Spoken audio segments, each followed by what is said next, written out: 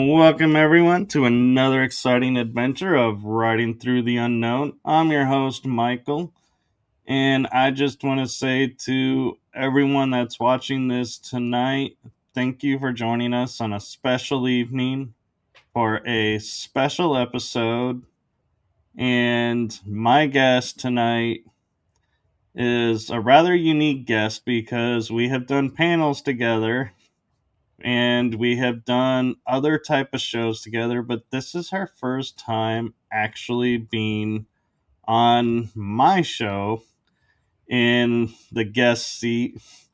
And so I am so honored and blessed. And I want to say before we get started, thank you for your service and thank you for your sacrifice. My father was in the Navy, so this truly does come from my heart, and thank you. Thank you. Thank you. It's hard to take a thank you, you know? I don't know. It is, and that's why I like to say where mine is coming from, because it's like a lot of people will just walk up and be, in my opinion, going like, "Thank you," and I don't think they really understand what the thank you is meant to say. But when you have family members that served, it's like that. It's like the other person on the other end is like, oh yeah, I've heard that, several times today. Okay, yeah. But when you hear, oh my, someone served, so I understand. Thank you. It's like, oh, this is a real, and I'm not saying it's the others aren't, but there's a different level to it because there's a deeper understanding behind it. I Yeah. Yeah, your family, you and your family have been personally affected by that as well. Yeah. Yeah, and so we kind of got a little bit off topic with that, but hey, it's the fun of live shows. But with that being said, I am going to hand off to my guest to introduce herself. So I give you the one, the only experiencer, comedian, all kinds of hats extraordinaire, Tiffany. Call sign Seraphim. Wait, when did you add 13? 13? That's my YouTube. Oh, I never realized there was a 13 on it. I think so. I think I had to make it like that to make it unique. I don't know. It was something to do with my YouTube account. But yeah. Oh, And it's the day I was born, so, well, can't fault you for that one. yeah. Yeah. But hey guys, I'm an SSP MyLab Montauk alumni, and I'm also an Army veteran, and I love to joke around. I had Michael laughing in in the backstage, and I don't know, I'm psychic. I have clairsentience. I can it's claregustenance, where you can taste, smell, hear, and I just know things. Like, I'll ask a question and then, like, I'll know the answer right away, and I'm like, oh wow, that's it right there. And yeah, I communicate with people's loved ones that have passed away, people's animals that have passed away. I telepath with the horses at my husband's work, you know, army horses, and pretty much anything I can. Sharks at aquariums, dolphins, pretty much anything. So it's pretty cool. And I talk to plants, pretty much anything that has consciousness. And in case you're wondering, she also does gaming, dowsing rods, and lived in haunted houses. My whole life, including this one. Yeah. Yeah. Yeah, when we bought the house, we were like, "Oh, this is nice. It's not haunted." But yeah, I find the dishes putting themselves away sometimes, Like getting them, making themselves comfortable. Hi, Wizard Wickus. Man, why can't we ever find a ghost that does dishes? I know. Well, my adopted mom in Germany, she said that in her mom's old house in Arizona, that there was a ghost that would clean the house when they were gone. And I was like, "Where can we meet?" Like, Well, since hold you on, guys are hold on. moving out, can I have them? Are we talking clean the house as in all Like their stuff is dishes? outside of the house and the house is all nice and clean with them moved out, or they like No. dust and leave everything in the house? Yeah, dust, vacuum, like the dishes, and I was like, "I don't believe it," but she doesn't lie, so I was like, "Okay, that blows my mind." That's cool because the reason I asked for that clarification is before I was born, my parents lived in a house in Brockton, New York, and probably several listeners, if they're in the New York area, know this house because it's near that spiritual center town. But this house, my parents would tell me, was haunted, and you could only have this house for 6 months. Ooh. And on the day of the sixth month, their stuff was all piled on the front porch, the door locked, and they had the only key to the house. And so they were like telling me like these I grew up with these stories of their experiences living in this haunted house, and the fact that yeah, when it was time to move out, their stuff was packed up, put on the front porch, and the house was completely locked up. Oh my And they god. can't explain how their stuff was put outside. Wow. And the owners didn't know anything? They didn't say anything? Oh, they would say to everybody going, anybody that moved in, they just said, "Here's all the keys.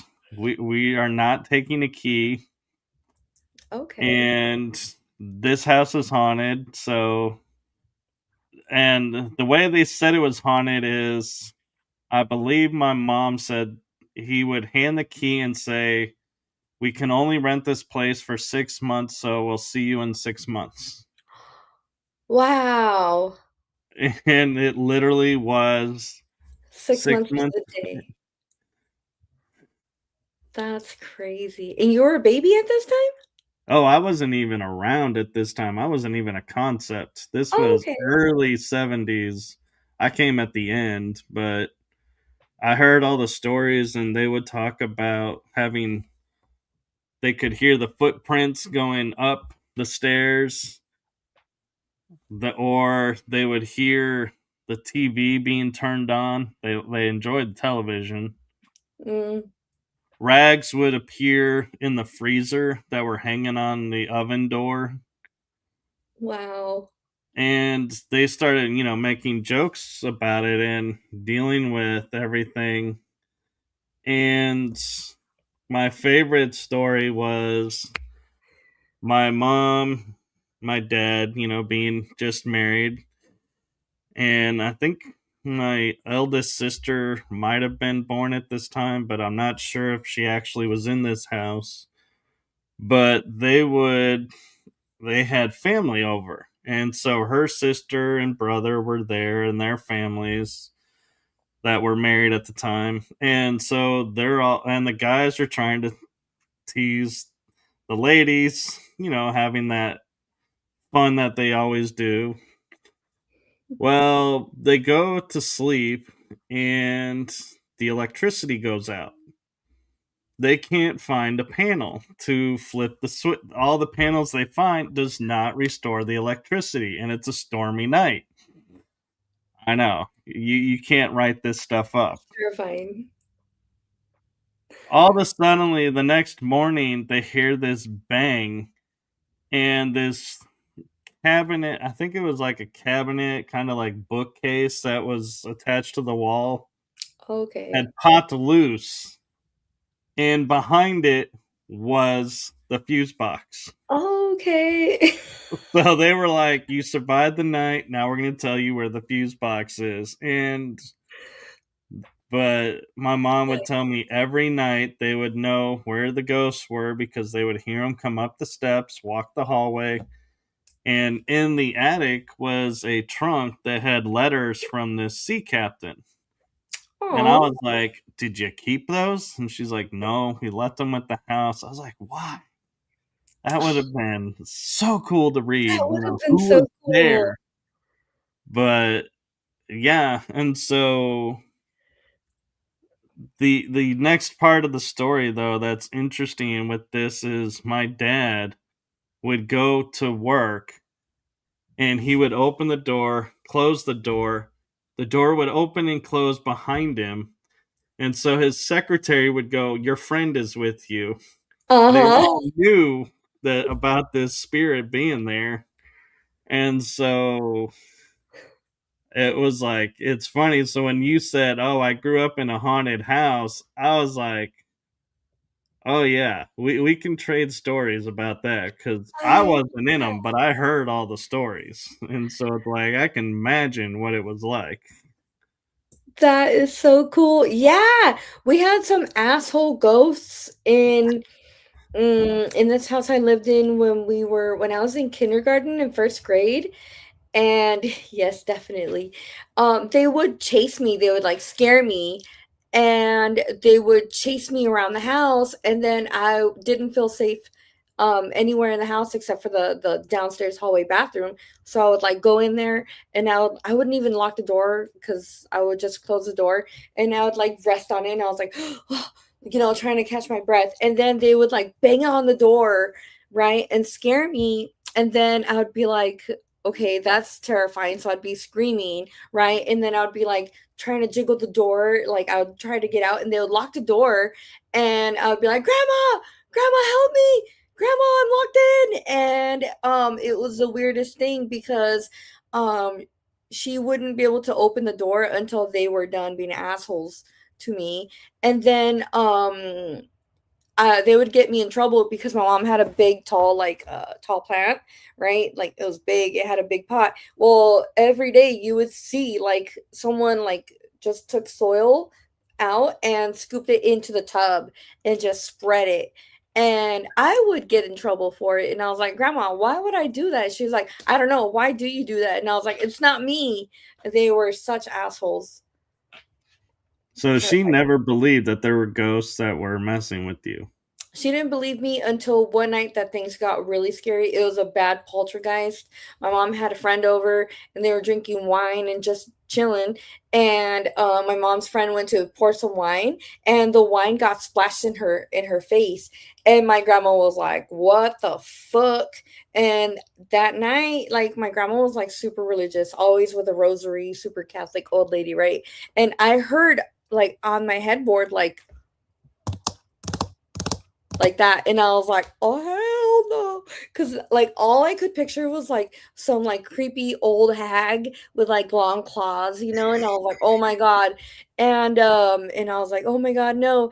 And things got really bad that night. Like the cabinets were slamming shut and everything. The table was like levitating and dropping on the ground, and my mom got so scared. We all got so scared. I woke up screaming like for someone to come get me from my room because I was like frozen in a panic. We ended up moving out that night. Are you sure you weren't living in Amityville? Because it sounds just like that house almost. Right? Yeah. Apparently the house was built on a old cemetery. So yeah, it was yes, it was terrifying. I was so scared. It scared me so bad that to this day, as an adult woman, if I'm back in Imperial Beach, where I grew up, where I was born and raised, I do not drive past that road. I will detour around and avoid that entire perimeter. It's so scary. I, Yeah, I'm just like picturing you thinking driving around it makes you safe from it. That they're going, "Oh wait, she's not coming down the street. Back off, everybody." We're not messing with Save her the now. tricks for later. She didn't go out on the street, so we can't touch her now. Exactly. Yeah, I felt like, like as long as you don't like come in contact, like make eye contact with the building, you're good.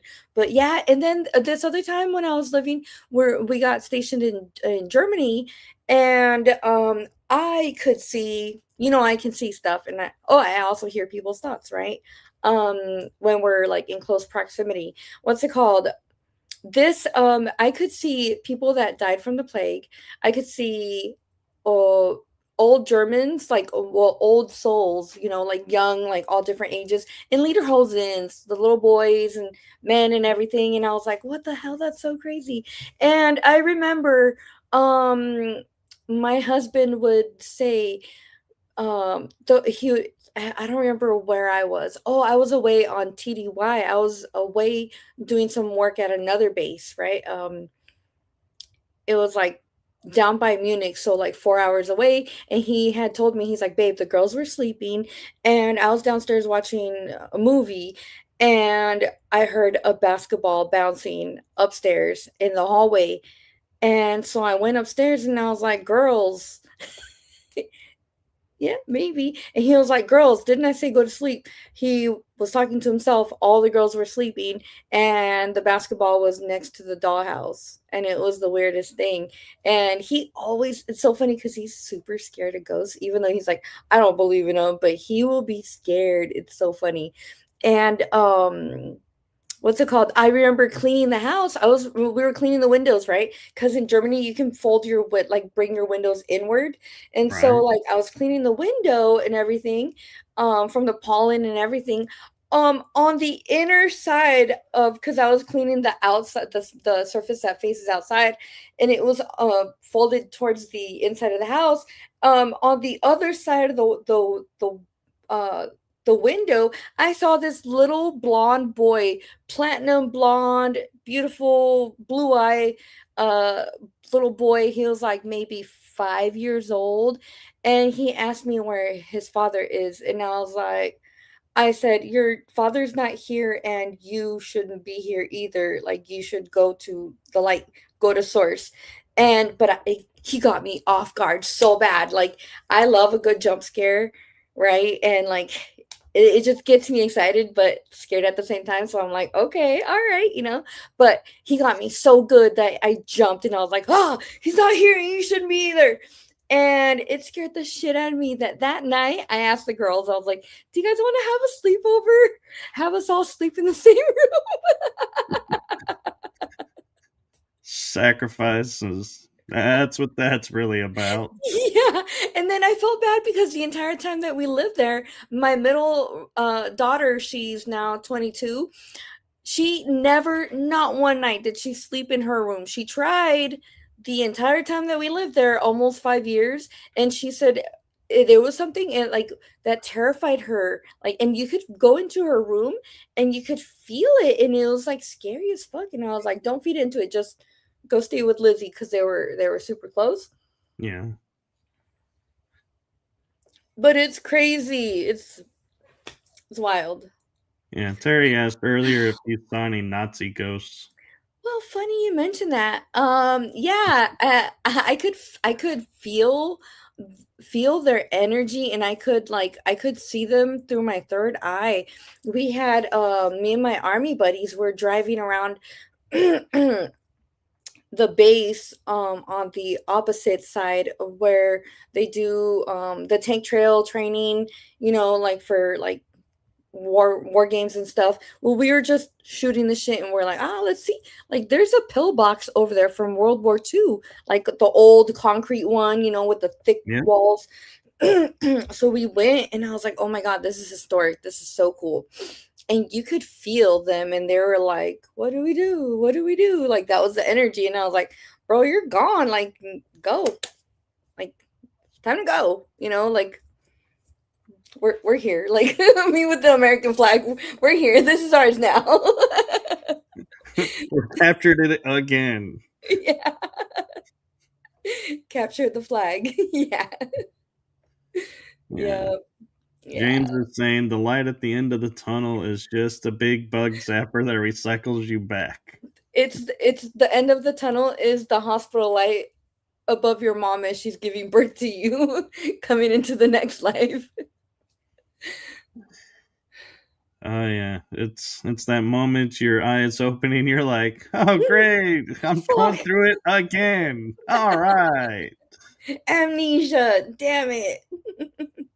So yeah, I've often wondered if it's the tools that are used in birth, because like I've seen the forceps that they use to like Mhm. grab and help, and I'm like, I'm kind of wondering if that kind of trauma of seeing that comes in like is like memory erase right there. Like, Right? crap, there's these two metal things coming in to get my head. How did I get here? Yeah, exactly. Yeah, right. Besides the fact that your cranium's being crushed. Yeah, Terry, you too? My daughter's ex-boyfriend in high school, they were both seniors. He said he remembers being born. He remembers coming out and being wrapped and cleaned up and given to his mom. I'm just gonna say this with all the kindness in my heart. Why the hell are you talking to somebody who's not even family about remembering being born? Well, we were talking about like, do you remember what's your earliest memory as a child? And he said, well, being born. And we're like, what? That's crazy. See, Terry remembers. Yeah. Somebody is giving us penguin blue waving tear, popcorn yellow striped smile. Nice. Okay. Oh, maybe they're using voice commands. I don't know. I think they're mixing regular emoticons with the With the YouTube YouTube. emoticons. Yeah. But yeah, that's funny. It's I'll see every once in a while. It's like, what is? Oh yeah, that really is an emoticon. It's just giving me the code for it. Okay, Nice. Nice. so we're talking, as we're talking about, like ghosts and spirits and everything. Do you feel like the ability that you have for this is what tapped you for the programs and got you like a top tier position in the programs? I think it definitely helped because I've noticed that all of us in the programs have some type of psychic ability. Like it's not just one thing. Like us in the programs we have like two or three, or you have Doctor Strange, Sean Bond, who's fucking mind blowing with his psychic abilities and psionics, you know? So yeah, I definitely think so. Yeah. No, I kind of agree. There is a certain element of that. And I just want to take a moment, though, before we really get in the SSP, because there is one thing about your bio that I kind of feel like is a little humorous, being that you are SSP and everything. And that is your role in the army was the food health inspector. Yeah, yeah. Well, I'll tell you, okay, straight up. Growing up, my mom, God bless her soul, she kept us alive as best as she could, right? But she sucked at cooking. And she would make like chicken soup or like whatever, like anything with protein. And I'd be like, "Mom, like I was like 13 years old or 12. I think I learned how to make eggs when I was 7 because we had to start fending for ourselves, you know? She sucked at cooking. She's great at pastries, the best. You want ensenada style fish tacos, like beer battered fish tacos, the best. But like regular food, scrambled eggs, over easy eggs, chicken soup. It's no, no. It's like having a teenage boy who's never stepped into the kitchen go in there, right? Hey, And hey, she was, hey, hey. Who is hey, this teenage boy? I'm I just have saying. met plenty of teenage women who, God help them if they ever got a hold of another dish. Well, yeah, I'm telling you, like my mom, dude, she sucks so bad that I would be like, Mom, like you left the food out last night. Like, what are we gonna like have? Like, there's nothing else. All we have is ingredients in the fridge or pantry. And she would say, "Oh, just boil it. Just boil it for 5 minutes." Pardon me. So I grew up grossed out, so disgusted, and I would like legit. I would be like, I'm gonna go ride my bike to my aunt's house, or I'm gonna go ride my bike to my grandma's house, and she'd be like, okay. And I wouldn't eat at home. I tried not eating there unless my grandma or someone was over making food, and I hated it. I avoided it like the plague. It was so disgusting. So when they were like, "There's this job. Like, what do you want? What jobs do you want? There's this job. We're promoting it. It's a little known job. It's like a small unit, and you can be stationed anywhere in the world." And I was like, oh shit, like Japan, Guam, Australia, anywhere, Antarctica. And so I was like, I want to be a health inspector. Yeah, that job, that's exactly what I want, because fuck what I went through when I was younger, right? I was like, yes, I'm gonna lay the law down. So yeah, I shut down restaurants for a living on base, and it was glorious because my experiences walking through these restaurants it was like, have you seen Chef Gordon Ramsay's Kitchen Nightmares?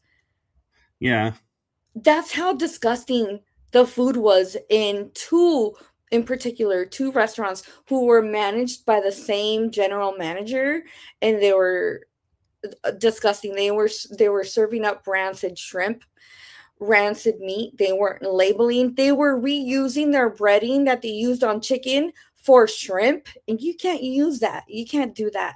And they would save it, and they would save it, put it in the fridge, their walk-in fridge, and not even cover it. And I was like, what the fuck is this? I couldn't even.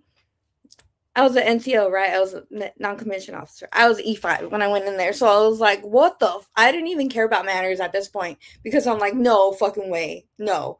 And so I said, this is completely like in food code, FDA food code violation. And I wrote up, I knew they violated so many food code violations that I had these regulations like by memory. I was like, this, like five off the bat. And it was disgusting. Their floors, gross. They had people without hair nets or anything, just going like that and just doing things. And I was like, no, no, no, time out, stop, step away from there, put the knives down. You got to go wash your hands, go net up, like go. And this one girl, I used to see her at the gym all the time, and she knew who I was because I'm the big bully. I'm the Baba Yaga of like the health inspectors, right?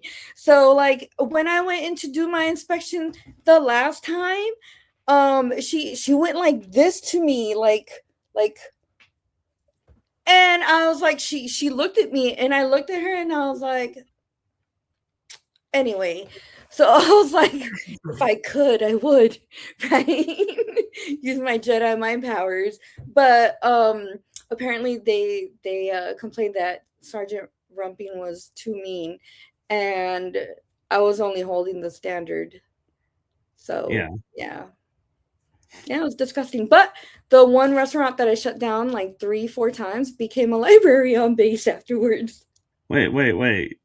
It got shut down 3 or 4 times. Yeah, by me. How are they allowed to reopen? It was me and preventive med who I would relay the my findings and reports and pictures and everything. So, but then we would come in as a team and do the walk in together. And I'd be like, yes, this is what I'm talking about. You see that? Blah, blah, blah. And they'd be like, yep, close it down. Yeah, but that's what I'm asking is like, how in the world, if they were shut down once, did they get to reopen 3 more times That's what I'm to saying. get shut down? It's like, what? Yeah, I don't know. I have no Especially idea. if it's the same person. It's like, I could get the first time, maybe, inexperienced, we'll give you that. Mm-hmm. Second time, yeah, you should know better, but especially if it's the exact same thing. But third and fourth, that's like shame on whoever is hiring these people and Mm-hmm. placing, because, yeah, this person's already failed twice. Yeah, yeah. They had moldy produce and they were cutting the mold off and then chopping the rest, even though it was like soft and mushy and gross, and putting it on the salad bar. I was like, no, that's not, no, no. Just close the restaurant. We're not doing this. Yeah, yeah. So Uh, I get an adrenaline rush when I watch Kitchen Nightmares because it's like reliving those adventures. yeah. I'll be honest, I have done that with cheese. If it's a block of cheese, I'll cut the little spot off. And I'm like, okay, we'll just finish this block in a day or two. But I'm like, yeah, and I haven't gotten sick from it, but I'm not talking like, I'm talking like a little spot, like it's just Yeah. starting. So Yep. just nick it off, and it's like, yeah, this part's still good. Yep. Yeah. But when it hits a certain point, though, I'm like, yeah, unfortunately, this one's got to go. Mhm. This Yeah. one's beyond saving. But you would have hated my kitchen, because, like, in the refrigerator, I had ketchup that was like 2 years over, I remember and you told I would be like mixing it with other sauces and making a different sauce, and it was like, me. and she's like, "How are you using this?" And I would literally squeeze it on my finger, go like this, and it go, Ugh, "Tastes like ketchup." And I'm like, "It's ketchup." still And good. so, but here's where my reasoning came from. Her dad grew up on a farm, and he would always say, "You don't trust the dates on the products, because when we lived on the farm, we didn't have dates on products, and as long as it tasted like what it's supposed to, it was still good." And that's the mantra I lived by. And I didn't even know that's where I had gotten it until she told me that years later. And she's like, by the way, this was your grandfather's deal. And I was like, that was the wisest man I've ever known. Because, Yes. well, that, and I would watch like Food Network, and they did a show where the top chefs were going in the dumpsters, getting meat, getting product from restaurant dumpsters, cooking up this food.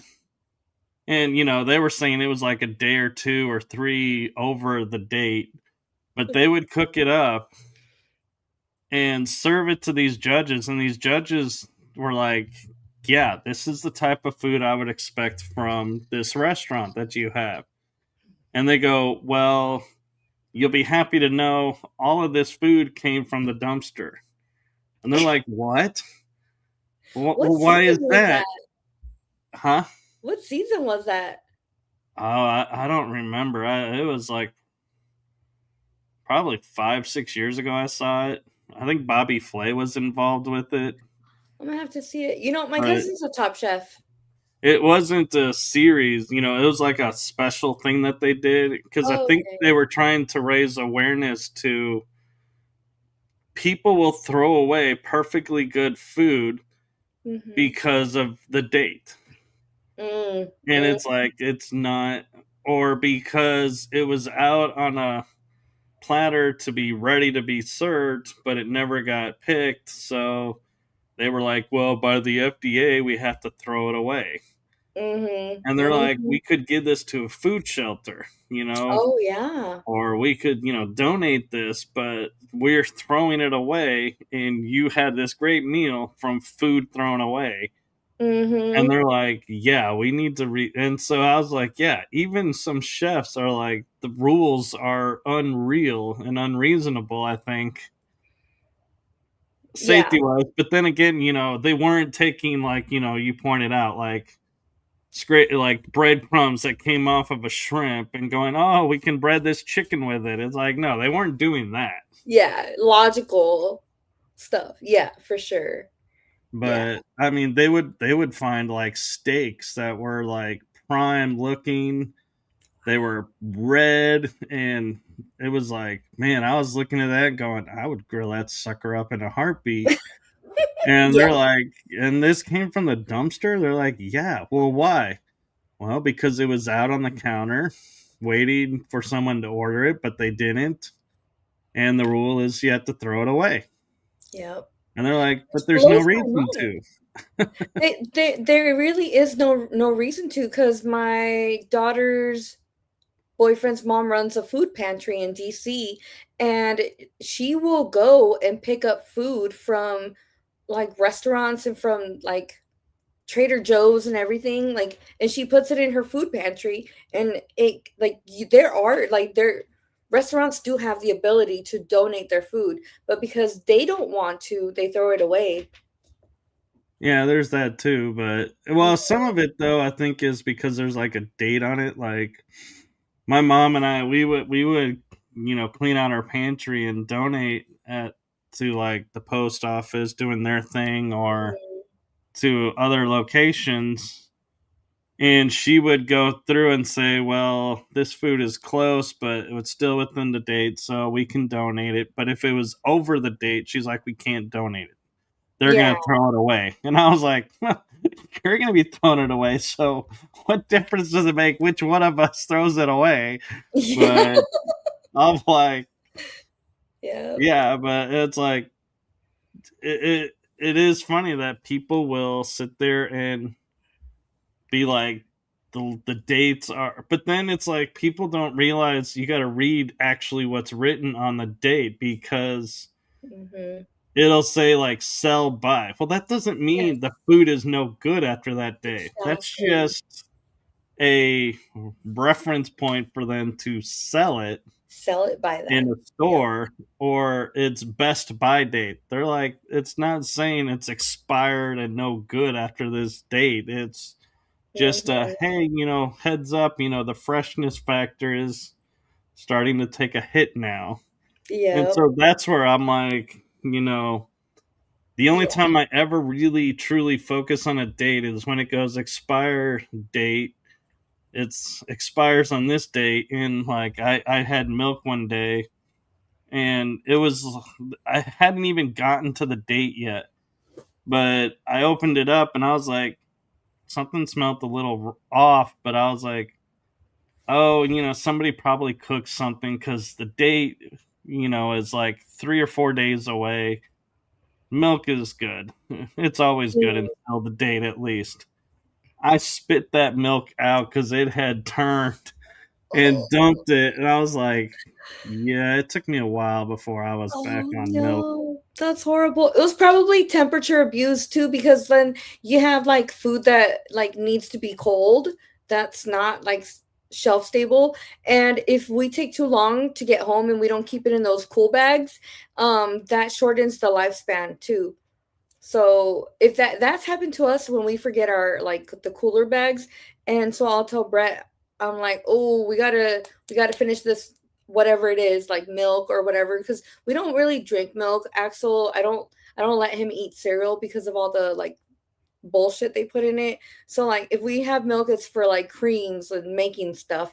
So yeah, like if we see that it's been temperature abused by us, we're like, oof, like we got to cut it short. But that's why stuff goes bad early before the best by date or expiration date too. Well, and we had the fun of, we would try like having groceries delivered, especially when you couldn't go to the stores.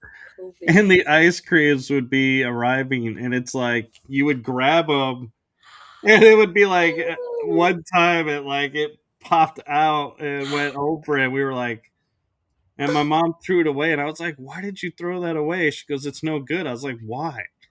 She goes, "It was soup." I go, "Yeah, that's the best way to eat ice cream." That's what I do is I put it in a bowl and I stir it around until it becomes almost like a soup. And I'm like, you add the chocolate sauce to it. And I'm like, boom. You're like, it's perfect. I was like, I would have died and went to heaven for That's that how I moment like right there. it. I didn't have to work for it because it's like you get some of them and you're like, by the time I actually am going to be able to eat this, I'm not going to want it anymore. That's funny because that's how my son likes his ice cream too. He puts it in a bowl and he waits for it to melt, and I'm like, he'll eat the like the hard like chocolate on it, but yeah, Yeah. he'll wait for it to melt and then he'll just yeah, interesting. Hey, Hmm. kids Yeah. got style. What can I say? Yeah. Yeah. Yeah. Yeah. So That's really cool. how did you learn having the telepathic communication with animals? I kind of get the humans because we kind of pick up on cues and we could say, yeah, that's telepathy, knowing what's what. But animals, that's a whole different ball game. Yeah. Um with animals, I can hear them. I can hear them say hi, and they each have a different tone and they all have different color like aura and everything, but like when I talk to the horses at Brett's work, they're army horses. They're good boys. I always go in there and tell them, "Hey, big boy, how are you?" I call them by their names, of course. It's really nice because they're all named after Medal of Honor recipients, and so it's pretty cool. And then Sergeant Major Daly of the Army has his own horse too, and he's my favorite. But when I Audie. Is it Audie? yeah. Yeah. Yeah, yeah, like they have really cool names. And when I approach them, like I'll talk to them and like I just hear them talk like I'm happy you're here. Like I haven't seen you. Where have you been? And I'm like, "Oh, buddy." But I don't use my voice. We talk just with our thoughts and everything, and I'm like, "Oh, I don't work here, so I come here every now and then." But it's really cool. Hmm. It's kind of funny to hear the army with horses because I don't know the last time I've seen a mounted army troop deployment of Cavalry. being on horseback. Yeah, they have a couple army horsemen units. I think there's one in Oklahoma, one in Fort Hood, very small. I don't know how many horses they have, but they're very small. And then they have the military honor funerals here in Fort Sam, San Antonio, where my husband is in charge of them, and they have the Arlington National Cemetery military funeral honors over there. Caisson, yeah. And but the horses for the military funeral honors, they pull the wagon. They're strapped and they pull the wagon and they take the casket with draped flag to the final resting place. My husband's boys, they actually did President Carter's funeral. Oh. Oh yeah, I Mhm. remember you sent me photos of that. Oh, that was the president inauguration one. Oh, okay. Yeah. Yep. It's pretty cool. It's fun. It's It cool. is. But And yeah, with animals, like I go to SeaWorld. We went to SeaWorld this weekend. Like you pass by the stingrays, if they catch your attention, some of them are conscious, some of them say hi. It's I know they're all conscious. It's mhm. just speaking their language is where it gets tricky, and it's like I'm just picturing like walking by and hearing, "Hey, can you put in for me to get a bigger tank? Because kind of feeling a little cramped in here." Right. Yeah. Yeah, The especially the fact I can dolphins see now. my tail before I even see my back tells me something's wrong here. For real, yes. Yeah. Yeah, it's crazy. It's Yeah. crazy. I call it It's like in Harry Potter, remember the first one where he goes to the, I think it was the zoo with what's his shitty name, the little, his cousin, and his Oh, cousin, the Harry sees the big snake and he's like, "Oh, hey, do you have family?" And then he saw like raised it like bred and raised in the like in there, and he's like, "Oh, I'm sorry," but like they were talking telepathically too. So when I talk to sharks at the aquarium, I call it sharkle tongue instead of snarkle tongue. hanging out with you would give a whole new meaning to Shark Week. All right. You'll be like, "Oh yeah, you've been annoying me today." Yeah, they want you to pet them. Yeah. Really, make sure you really get in there and pet them good. Put your elbow in. You know, feel free to go. Get your whole up to your shoulder in there for. Make sure you give them a good belly rub. Right. Did you know Uh sharks, when you flip them upside down on their belly, they fall asleep? huh. I love that. Yeah, But to but get them to fall asleep, I know do it's that, when they're right? charging you to eat. They're not gonna sit there and go, "Oh, wait a minute, hold on, you're right. Let me roll for you," and you're like, "We're good." Yeah. You've never telepathed with an animal? I think you should. I think you should make that a challenge this week. Actually, I have with Mm, dogs.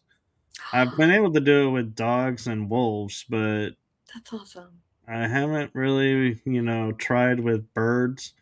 I have tried with squirrels, but they seem to understand, but then they go and do whatever anyway. So I'm like, yeah, Mm, yep. probably not. probably, probably don't. But insects, I've tried communicating with them. But She's telepathed with mantids before. oh yeah, Yeah. I had a long conversation with some mantists because I had operational knowledge of an event, and I was like, oh, I need to go, I think, make personal reparations for something that I did in the programs. And I showed up, and before I could even say a word, they just looked at me and they just shook their head. And I was like, what? And they go, and it's like, all of a sudden, I was like, oh, cool. I don't even have to talk about it. I was like, everything was forgiven the second I showed up. That's awesome. I love that. And so I was like, cool. So don't have to worry about that. But Yeah. the, I'm curious, a little bit of did this, telepathic communication with the animals and, sensing people's intentions, do you feel like that was soul born, like starseed hybrid born, or a side effect of the programs? Mm, I think I was born with it because I could always sense who was dangerous to me as a child. And it blew my mind that the person who was in charge of me, my mom, never, either she didn't notice it or she didn't care, or no other adults noticed. Like, how the fuck do you not see this? You know what I'm saying? Like, I've always I've always told people like this, I don't like this person because XYZ. And then they're the person that people like the most, and they're like, "No, they're so cool. They're easygoing." No, they're not like that. And then lo and behold, like it comes out like, and then I'm like, I fucking told you guys. You know what I'm saying? Like Yeah. like Brett's biological mom, she hated me from day one. I never had a chance at all. And I was always getting shit from her. And I would tell Brett, like, I'm trying, but she doesn't like me and her mind's made up. And then it took her losing her shit and causing a scene to the whole family like a couple years ago and telling my husband it's either me or her, and he was like, okay, bye. And for everybody to see what I was Wait, talking about. for clarification, who did he say bye to? To his mom. Because people watching this may be like going, so is that why she's always on screen by herself? No, it's because he's like he knows like I'll brief him on stuff. I'll tell him like, "Oh, do you want to hear about it?" And he's like, "Of course." Like he's super like he'll listen, and he'll like if I have a podcast on, if I'm listening to you or Rob or Julia, anybody or Sean, he's like, "What was the subject today?" "Oh, that's cool." And blah blah, and he has his own opinions, but he's doing the dad thing. He one of us got to take care of Axel, you know. So Yeah. yeah. Well, just so you are aware, when I was able to invite more people than normally to this show, Hmm. so every single person I know that's in the programs that has been on my show got an invitation tonight to watch. Yes. So it's like, be prepared. You might be getting some, people reaching out and being like, "What?" I would love to reach out to more people because I did a show with Susan Long. It was Mia Starfire. She was hosting a channeling through art show, and she had me and Stone Hobbit and Susan Long and like two or three other amazing women, and we all showed our art. Like we do canvas art and drawings and things. And when I from the time I saw Susan Long, I was like, I know her. And I was just dumbfounded. And I was Oh like, yeah. oh my God. But I've been intimidated to contact her because I'm like, I don't know. And she looked like my science teacher from freaking middle school. And I remember, and it was weird how my teacher passed away. And so when I saw her, it was like, I was like, that's my seventh grade teacher. What the hell? Like, I thought she died. I don't know.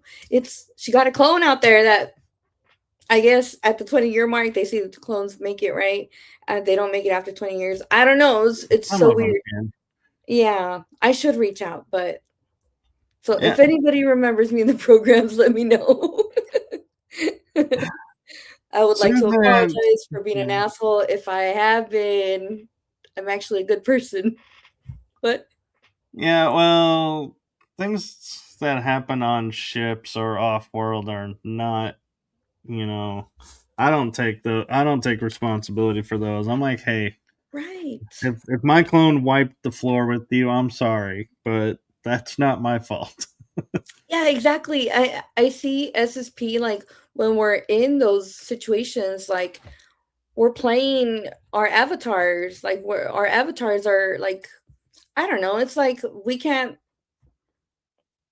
like it's they're fractals of us. We can't really take responsibility for those actions Yeah. unless you have like super strength and you know what you did and you own it in the real like a 3D also. I don't know.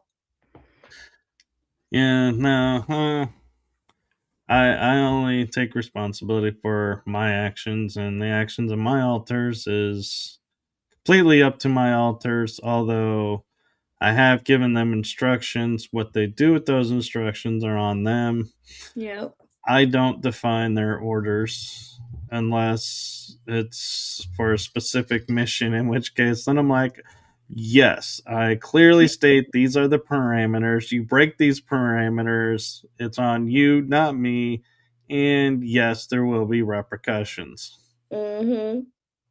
And I have been demoted and promoted several times Yeah. because I'm not a huge fan of following rules Mhm. in programs. So, yeah, Yep. uh, I have that fun nature. But how was your discovery, and how did it impact you learning that you were in the programs? Well, I had my earliest memory of the SSP is me in the Spartan suit, right? In space, and I'm like, that's weird. Whatever. I just always like wrote it off. I was like, anyway, like how is that relevant, right? And then I found like TSP and I found James Rink and I found all these other people that were talking about these things and I was like, "Oh my god, I I remember some of those things." And it blew honestly it blew my mind to find out that I was part of the community because I just showed up and I was like, "Man, I what got my attention was the spirituality aspect because I'm like, yeah, like one consciousness, we're all one, love, even though like it's like I told Christy Campbell, like we're all part of the we're all like one tiny little mirror on a disco ball, and one of those is like we are also a disco ball, and every little mirror is the multifaceted aspects that make us who we are, but as one consciousness too, right? So that's what brought me in. I was like, yeah, spirituality, like one love, blah blah blah. But then I was like, oh, SSP, that's cool, man, that's crazy what they've gone through. Wow, my heart really goes out to them. And then I was like, me, and I couldn't believe it. I was like, "Are you sure? Like me?" And me. No, but I Yeah. love how you describe it as a disco ball within a disco ball within a disco ball, because most people are like, yeah, it's, you're like a grain of sand on a beach that's within another beach within, it's like everybody has their different viewpoints, but yours is like the disco ball party. We're Yeah, like, we're gonna, have some fun with this and reflecting all kinds of things. But that's right. so when you look at the SSP and you look at your involvement in it, a lot of people have different goals of what they're looking for with the knowledge. And by that, an example is like one of my goals is just validating that I was in the programs. I don't need to know what program I was in, what world I operated on, what wars I was a part of. I just, validating that yes, what I'm feeling is correct. Mhm. That's one aspect. Another Yes. aspect is everybody's like, I want full access to the memories. I want to know everything. And then you have those that are, well, I have partial memory, but I don't know what to do with it and are trying to figure that out. And then there's others, everybody has their own little nuance of what they're looking for in the SSP community, so to speak. And so I'm just curious what call sign Seraphim's, goal and outlook is and what you're looking for.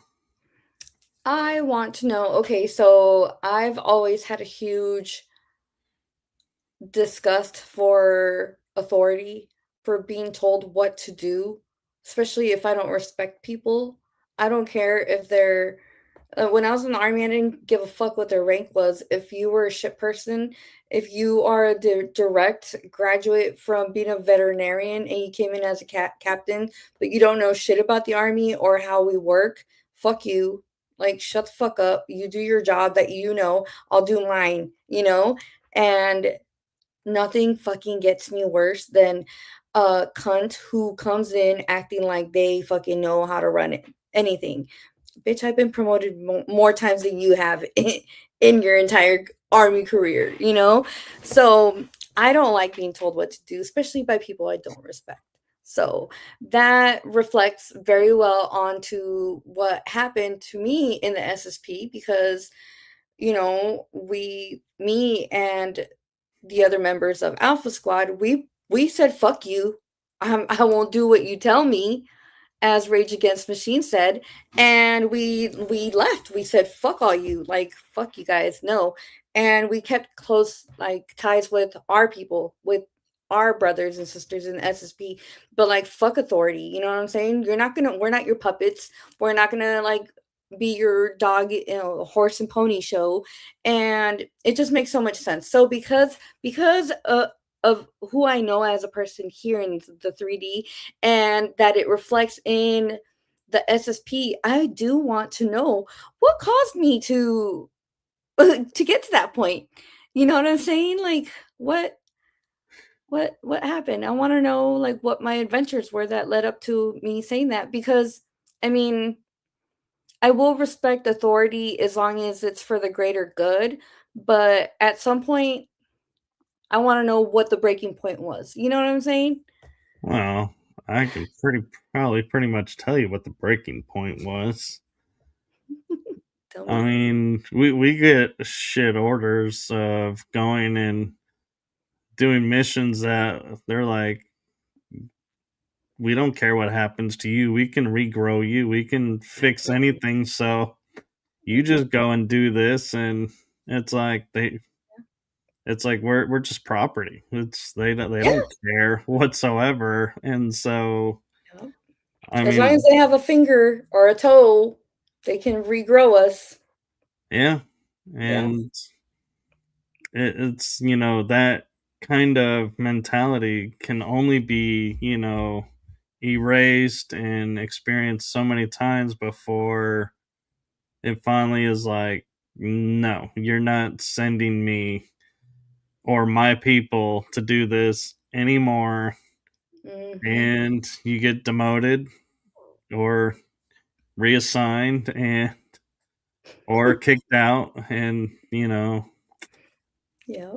bless you if you can get kicked out, because then they might leave you alone for a while. But Right. chances are, yeah, no, you're they'll find a use for you somewhere, even if it's behind a desk. And that's a funny thing.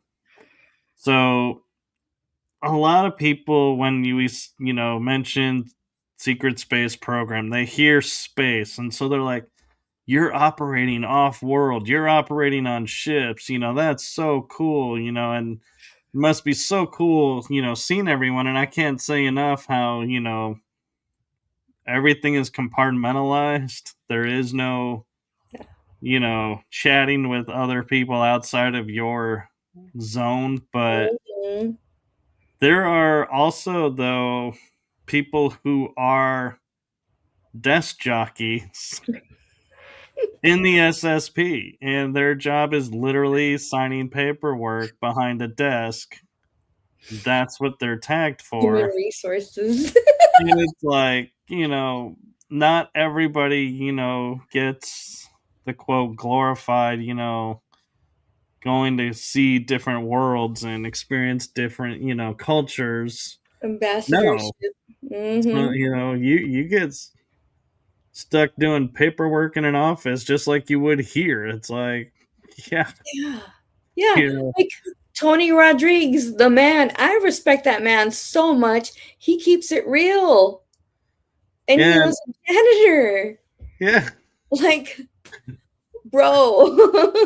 I'm like, yeah, but the thing though that I think personally, what I look for in the community and everything beyond that is who is helping those that are coming from behind. Because I'm of the opinion of, if you have 1 year, 5 years, 30 years, 60 years, researching this and knowledge of this, and somebody who's like day three, of awareness comes up and says, how do you do this? How do I prove this? Or how do I know this? And you say, well, I don't know, you have no memories, and you just get pushed to the side. And they're like, yeah, if you have memories, come see me then, and I can help you figure out then. Well, that's a little unfair, because chances are you didn't have memories when you first Exactly. came to realization, and somebody might have helped you, or maybe your memories started flooding in differently, and so Mhm. that's where, like, Julie and I, when we talk with our guests and people who are in the programs, we give you the safe space to share what you know, Mhm. ask the questions that you want to ask, and learn. And Jane Celia Hatch, she's a lady who I talk to sometimes, and we talk about programs, we talk about real life stuff, and that, I think, is what I feel like the community really should be. Is we're all like a brotherhood and sisterhood. It shouldn't matter what you know, what you don't know, where you operated, where how you got your memories, where, any of that. It should just be to where everybody is welcomed until proven, something's not Yes, I right. agree. I don't like the gatekeeping. Yep. Yeah. The gatekeeping and the big ego. Like I did shadow work all of last year to destroy my ego and to face my darkness. You know what I'm saying? And I'm grateful for that, but I see so many people with overinflated egos in the community and I'm like, "Bro, like you're just like me. You put your pants on one leg at a time. I don't give a fuck who you Well, think you I are. don't, but okay. You just jump into them. I Snap do bow on. leg, boom, done. No. You know, like you say, I agree. There, like we should be more close knit. And if someone comes and suspects, like says, "Hey, I think I was in the programs," okay. If I can't help you, let me recommend you to someone that can remote view into Yeah. it, or come on to Julia's show. She can pull her pendulum, or come see me. I can open my channel. We can use the rods or my pendulum, whatever. Like there's a Yeah. community. It's like how James Rink had his like list of healers and stuff like that. Like I feel like there should be. I guess Andrew, who has taken over Super Soldier Talk 2, he has one. So maybe I should have him like I should message him and be like, hey, can you make a list for people that like newcomers, right? That would be helpful. I'll be kind of honest. I stay out of the super soldier forums because that's where I find a lot of the gatekeeping stems from. Is they Ooh, all I don't have really go on their it either. their rules, their thoughts of how things should be, and if you don't fit into it, you kind of just get brushed off. And if nobody's heard your name, they're like, Oh my yeah. god. And so Seriously. I kind of, just do my own thing. And Yeah. it's kind of funny that I have that persona because, like, there's Christy will tell you, a few other people in the programs will tell you, is I can appear out of nowhere and totally help out, and you know that is all done on my own volition. I don't sit there and get orders of, oh hey, like Yeah. Team Bravo over there is getting overrun. We need to go, assist them. I'm like, I ain't waiting for orders. If I get a friend over there that's in trouble, I'm going over there, and I'm like, screw this, I'm turning the tide. Hell yeah. Yeah. Which is kind of why I get promoted and demoted all the time. But Yeah. I operate in my own corner of the universe, so to I like speak, that. and I do like my that. own thing. And but what I find interesting though is we're learning, you know, the one facet of the programs that we were never supposed to learn, and we're learning to tap into it. And so, with that in mind, I do have a question for you because you are SSP, and I've mentioned this. I'm sure you've seen it on shows. This question that's coming, so I hope you're prepared for it. Okay. With everything you've experienced in the SSP and that you remember, what positives have come from all of this? Character building. No, I'm kidding. I mean, just like any trauma, right? Character building. And I'm like, what'd you do? Just watch Halo before you came on? No, I actually binge watched the whole thing and I'm waiting for season 3. It's a great one though, right? It is, and I'm so pissed that season 3 is going to be on Netflix because I don't do Netflix. Yep. I'm going to have to wait for it to come to DVD. Yeah. Big lame. Yep. But yeah, honestly, I think I know for sure that a lot of the spiritual abilities that we were born with were absolutely magnified and fine-tuned through the programs that we went through, and for that I am grateful for. It's something I wouldn't want to do again per se, but now that it's been done, I'll take it. Like, it's it's fine. But I don't want my son or my other babies in there, you know what I'm saying? Yeah, It's not something I want the kids to go through. I know for a fact my oldest is in the programs. So that sucks. She's super yeah, psychic too. Yeah. and it was funny when we came to the realization about this. Is so my dad being Navy, he was very protective and was like, "You are not going to join the military unless something was it was truly something, but if you join under the lies, he's not going to allow it." And he had retired from the reserves after active at the rank of lieutenant commander.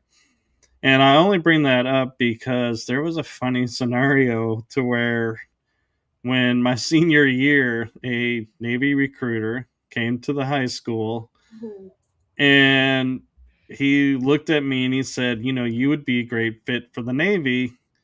We can, teach you, all kinds of things. And, we're the ones that sail around the world. So you can see the world and, all these adventures." And I said, "Yeah, but I don't want to combat." And he goes, "We can guarantee you won't get combat." And my dad heard that and got on the phone call to that recruiter and said, "You are talking to Lieutenant Commander in the Navy. How are you going to tell my son he is guaranteed no combat? How?" Mhm. And he's like, "Sir, and and I was getting calls from from the Marines and from other branches, but after that conversation, I got nobody calling me. It was like, "Oh yeah, you messed with an officer's son and you got caught in a lie." And they were like, "Nope, we are not touching that one now. He is not marked for service. Do not approach. Do not call." It was like, oh yeah. Oh my god, But that's funny. but yeah, I mean, I was all ready to sign the papers thinking, how cool, that I could go and see the No comment? world, be, no combat. Yeah. And so for those of you who are wondering, I graduated high school in 96 when around Persian Gulf 1 was going on. And so that's where I was like, "Oh yeah." Daddy-O was not going to sit there and send his son over to fight in the desert after being told, "Oh no, you'll never see, combat." He's like, "Yeah, you will." Mm-hmm. He was like, "Nope, you're not going."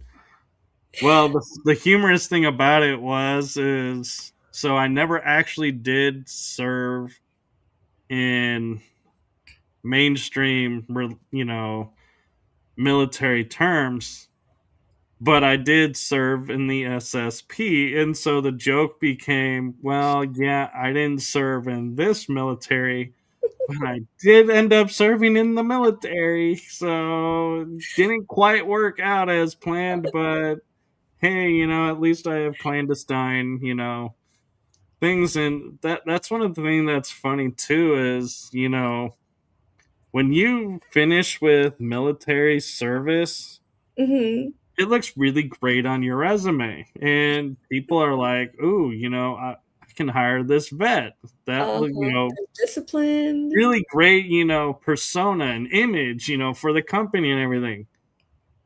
Someone like me who has the secret space program, if I put that on my Put resume, it on the resume, yeah.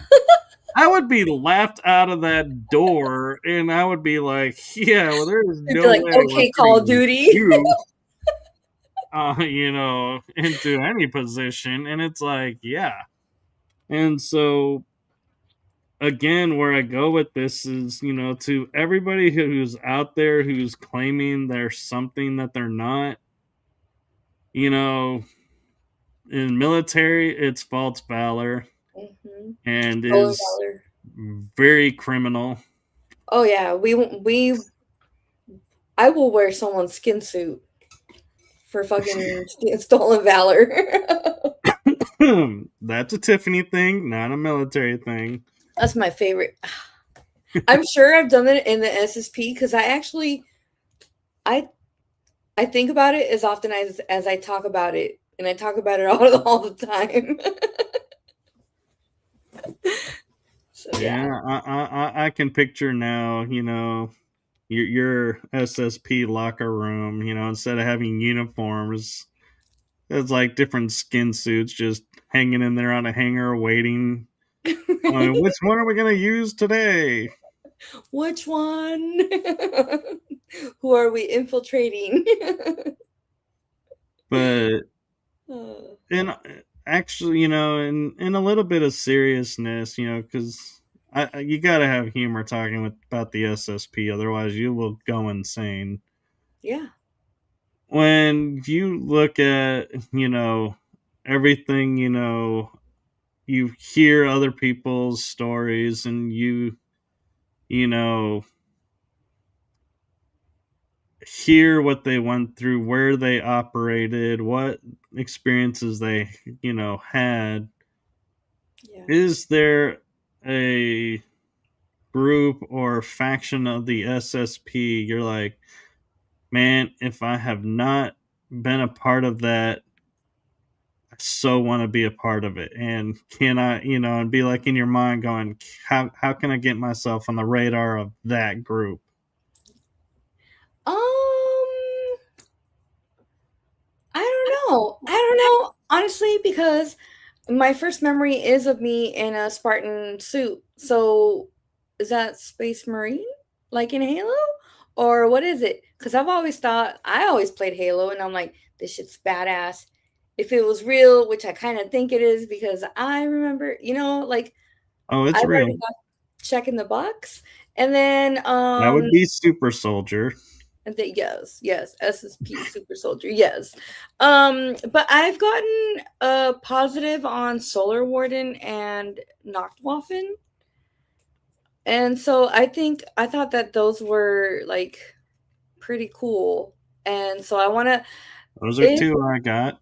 yeah, I want to dive deep into it and be like, okay, so what was it like? I don't know. I'm big on like documentaries, like World War II documentaries, even the most boring shit, that stuff that will put Brett to sleep.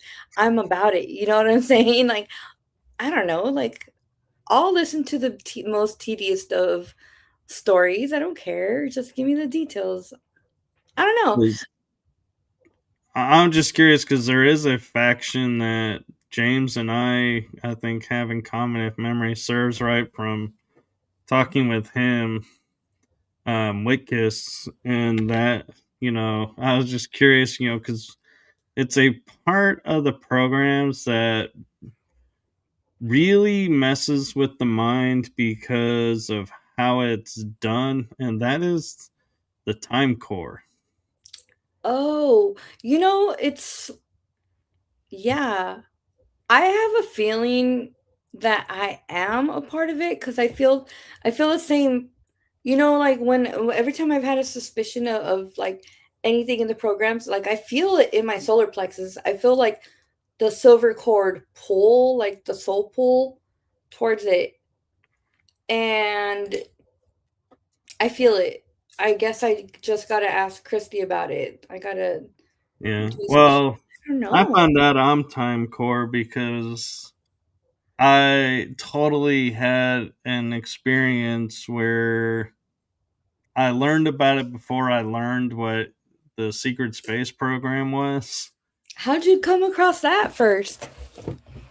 So, a friend of mine took me on a future regression, and I know, saying future sounds weird to learn about past, but this is Well, how the time is time not linear. core operates. But in my future regression, I led a team that we had uniforms that we would wear that would automatically change our voices to speak whatever language where we land. And there were devices on our uniforms that whatever the clothing was of the time where we were, Mhm. we would match. So it's like there was Nice. no way to know we did not fit in there. And our voices, we would literally, like, say, ending up in ancient Egypt, we would have the dialect of wherever we were, and our Nice. voices would be modified to project out the perfect dialect. So it would be like we're a local. So nobody would pay any attention to us being there. And we would walk, and we would see what's going on, carry out a few operations of, if something happened that shouldn't have happened, we go figure out where it happened, correct it, and then we would come back. And it was always, and this was something that I did. And so I was like, okay, well, then I learned about the secret space programs, and I started learning about how in the secret space program are labs where, they can take and put us in the past or put us in the future. And I was Mhm. like, oh, I totally saw that in a future regression. Yeah. And I just thought I was doing some spiritual deal. And now I, wonder, I have to sit there and think, hey, I probably was doing this for, the programs, because I even had a friend who was doing a reading for me said she saw me in the future where I was in a lab, and presidents that no longer exist Mhm. and current presidents were sharing information, and I had knowledge of who was there because I was an officer there, and I had the ability to jump time there. And so that's twice that I have memories, or acknowledgement Oh, of operating in time. And I struggle with time here. It's like somebody will say to me, oh, we'll meet up at 5. And I'm like, what's 5? And they're like, your time 5. I'm like, okay, my time 5. Got it. yeah, me too. But, yeah. And I'm like, and, I'll be like, here is one facet of time that people don't think about. And I can't, fault guests for this because it's not a common thing. But as a host, when we're scheduling shows and we say, oh, 8 o'clock Central Time, and they're like, oh, can we do, 7? I'm assuming we're talking 7 Central Time because that's what I'm in. Well, I'm going under the guise that there is Pacific, Mountain, Central, Eastern, UK GMT, Greenwich Means Time. Now I find out there is Pacific, Standard Time, Pacific Direct Time, which doesn't change with Oh, daylight savings. Then there is Mountain Standard Time, Mountain Direct Time, or Arizona Time, where they don't oh, change the they don't time change it. zone for Mhm, daylight savings. I mhm. haven't heard that of Central, but Eastern has 2 time zones. In Newfoundland, Oh, Canada, God bless them, they are. I have a friend that she does podcast, JV, and uh, NL podcast. If you ever get, or NL Newfoundland podcast, if you ever get a chance to be on there, it's great. But there's a caveat to that is like she will say to me, "Hey, can are you available at 7:30 p.m. my time?" And I'm like, "Okay, yeah. So your Eastern time, so that would be 6:30 my time, right?" And I think she's like, "No, that's like 5 your time." And I'm like, "Or 6." I'm like, "But you said 7:30." And she's like, "Yeah, uh-huh. Newfoundland does a half hour added to the equation." And I'm like, "What?" They just have to complicate it. And so then I'm like, "Yeah." And then, like, there are parts of Australia that don't do the time zones. Japan doesn't do time Oh, daylight savings. And I'm like, okay, in all seriousness, as a globe, can we or can we not sit down and be like, this is now going to be standard time yes. and it's never going to change in the seasons now. 6 is 6, no Mhm. matter where you are. Yeah. 6 o'clock in Texas will be 5 o'clock in, New Arizona. Mexico, Yeah. and 4 o'clock in California. Mhm. We don't need to be going, well, Arizona, we're actually in the 4 o'clock part, not the 5 o'clock. I'm like, we need It's such a clear lines where yes. it is because it gets super confusing because there are some parts of even like Florida's panhandle is central time and some of the west coast of Florida is central time because the Eastern Standard Time line doesn't quite reach that area. And I'm like, you Mhm. realize how confusing that is when your state has 2 different time zones? Yeah. Yeah. I really honestly feel like if we're going to keep these daylight savings time zones or these time zones, it ought to be done by state. So, I like, feel like they should get rid of it for sure. It's a pain in the ass and every 6 months. there's got to be a simpler way. And I'm like, Alaska, Washington, Oregon, California, you know, maybe, we can Nevada. do Arizona, Mhm. Montana, Idaho, Nevada, because those are the border states there. Mhm. Yeah, you're the Pacific time zone. Yep. No matter where you are in that state, you're Pacific. Pacific. Yep. Then Central Time be the Central States, the It makes Midwest. sense. The Eastern Time Zone, is Mhm. the states on the East Coast. The, Exactly. the problem then comes in, you have the states between the Midwest and the coasts. So I'm like, and hear me out. I was talking about how confusing the time zones are.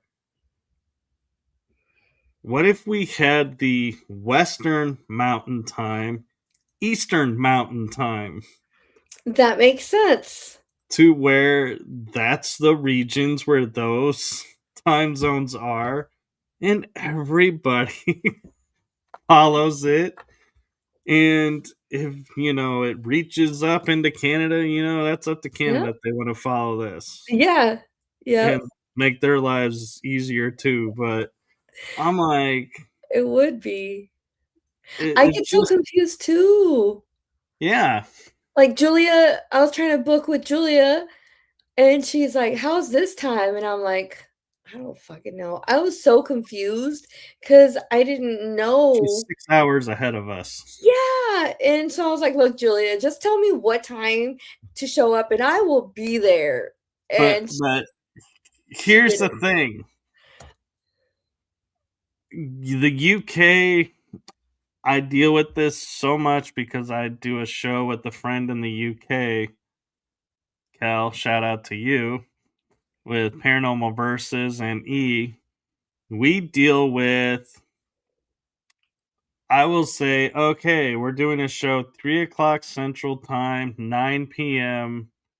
Greenwich Mean Time because it's 6 hours. They go into daylight savings a week before we do.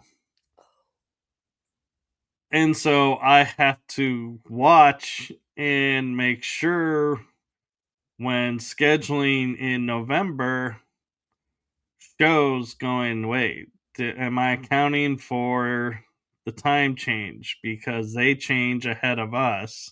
Mhm. But here's the fun fact. Y'all are going to love this. We come out of daylight savings 3 weeks before Britain does. And so it's like on the tail end, I am an hour closer, but they're still there on their hour difference. And so Mhm. it's like, wait a minute. And it's like that. And to me, that's where, like, when people will argue with me that time is a natural measurement of time, I'm like, uh, the sun up, going down, the moon up and going down. That's natural progression of time.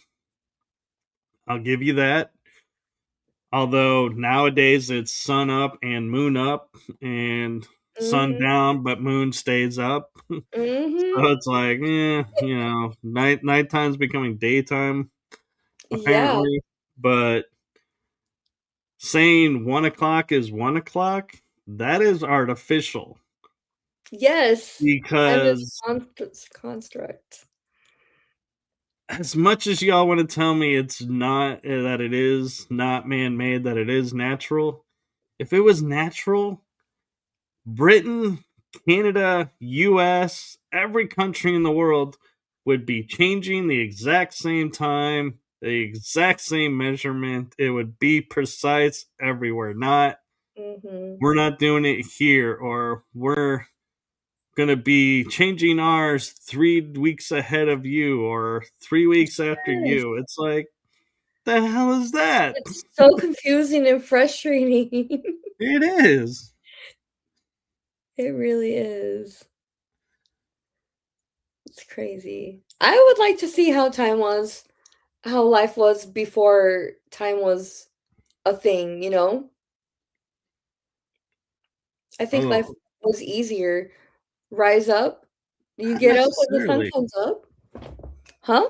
Oh, you're talking about that time. Oh, okay. Like old, old, old. I thought you were meaning time, like where it's like there is no year, there is no Oh, day. It's like everything is just a block of energy time, and I'm like, well, oh that would yeah, be great. those days, God, are so. it was so funny because it's like, yeah, you had no idea. It's like, when we laugh and we say, oh, we've reached the age where I don't even know if it's Monday, Tuesday, Wednesday, it's just a day that ends in day. Hmm. Well, this was a time when there was no day. There was no day. So it's Yeah. like God only knows how old you actually became because there was no procession of time like that. Measuring. Yeah. And so you could Mhm. live an eon in a blink of an eye. And the fact that, like, in biblical times, the lifespan of a human was 900 years, Yeah. which, fun fact, Yoda was in his 900s when he died. Hey. Just saying. They probably looked the same too. Yeah. No, Probably. Noah probably was Yoda, for all we know. But, you know, lifespans got shorter. Mhm. Well, lifespans didn't actually get shorter. It's our concept of time changed and our calendar system changed. And so our aging system changed. And so leap years. Do you all understand the fact of the leap year is because when they actually wrote this down, the definition of the leap year is when they changed it from a 13 month to a 12 month, they had an extra day. Mhm. So to equalize it out and spread it amongst time, every 4 years there's an extra day that balances out the equation. Mhm. Why not Again, just do that 13 months, right? yeah, I feel like they love to overcomplicate things. We have a saying in the army that if it makes sense, the army won't go for it. You know, like yeah, that makes sense for the army. yeah. No offense taken, the Navy guy, we know about the army, but Yes. not only though was it 13 days, but each month was, I think, if memory serves right, Wasn't it like 28, 28 was days? 25 days, I think, or something like that. But every month was the same. Mhm. But the comical system of how our months is, and a lot of people don't actually know this, but Like December is should have been for October, like the 10th month. I think that is Yeah, how it is. But December, yeah, all when we yes. went from the Gregorian calendar system to the Julian calendar system, Mhm. I believe is how it went. Or no, it was Julian to Julian, then Gregorian. the Gregorian. Yep. We My actually used dyslexia. the Julian one in the army. Well, when Gregorian took over, our months got totally mixed up Mhm, because yeah. Augustus or August was supposed to be the second month. April was the first month, and the months were in actual alphabetical order. Yes. But so the 10th month actually wasn't December. Hmm. It wasn't? It would be October, I believe. I think October was still the 10th month because I think they were in like alphabetical order by also by the names of emperors, Mm. if I remember it correctly. And so December would be like decimal, like 10th? Deca. Deca? Yeah. Now I'm Googling. I know. I'm looking at the Yeah. Julian calendar month order now. January's. Okay, so that's weird. It says the Julian Gregorian calendar share the same 12-month order. That's not That's not true. exactly true. That can't be true, They no. they changed it. So I'm gonna look up. Mm, Okay, what were the original 10 months of the year? And a year was only 304 days. This was the Roman calendar. yep. And that is even more confusing to look at. It is. Well, In what's funny terms. is so in Rome, the first month was Martius, which is Mm-hmm. March, Yep. named for the god of war, Aprilis for April, Maius for Mm, May, Junius for June, Junius, Junia. Quintilius for July, Sextilis for August, and then it's September, October, November, December. That's so weird. But it's, yeah, I mean, the calendars have all been altered. The calendars, the clock, the time zones. That's crazy. It is. And the lunar was a 13th month because there was 12.36 lunar cycles in a single year, so 13 months tracked those cycles. Makes sense. um why did we switch from 13 to 12? And it says the Babylonians and Egyptians found 12 to be more convenient in mathematics. Mm, I somehow don't think so. I don't think so either. Sounds like fluff. I think someone was like, let's Oh, see how far I can push this. here's something interesting that AI just found out. So I don't know if this is a true reality or not, but it said, did February 31st ever exist? And it says February 31st or 31 February does not exist in the Julian calendar or Gregorian calendar.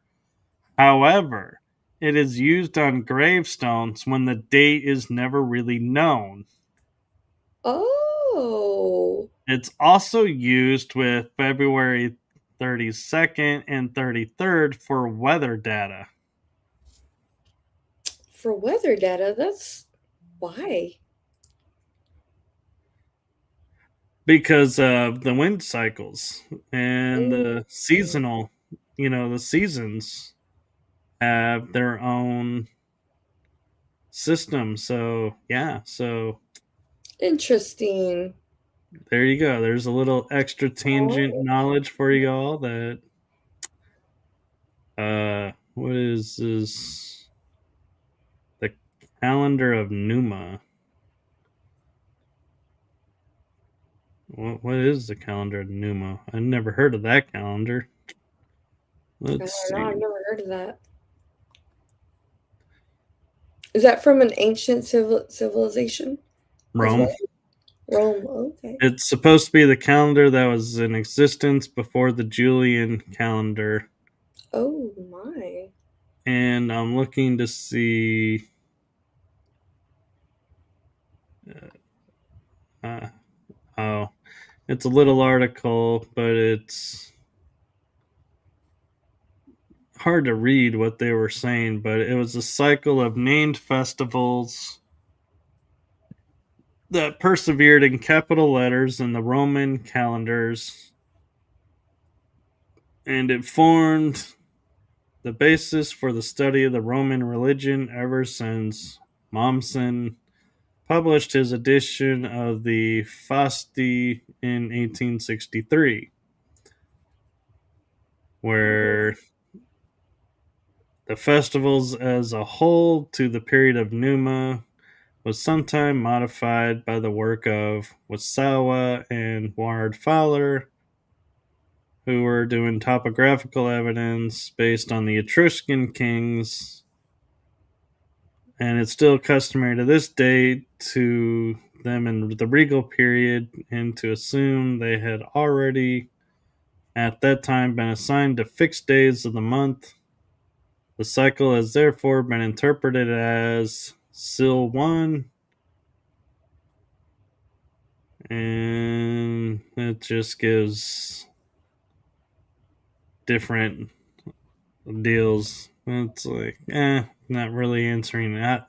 I love when websites, will tell you, hey, we have this answer for you, and then you read it and you're like, I have no We answer. actually don't.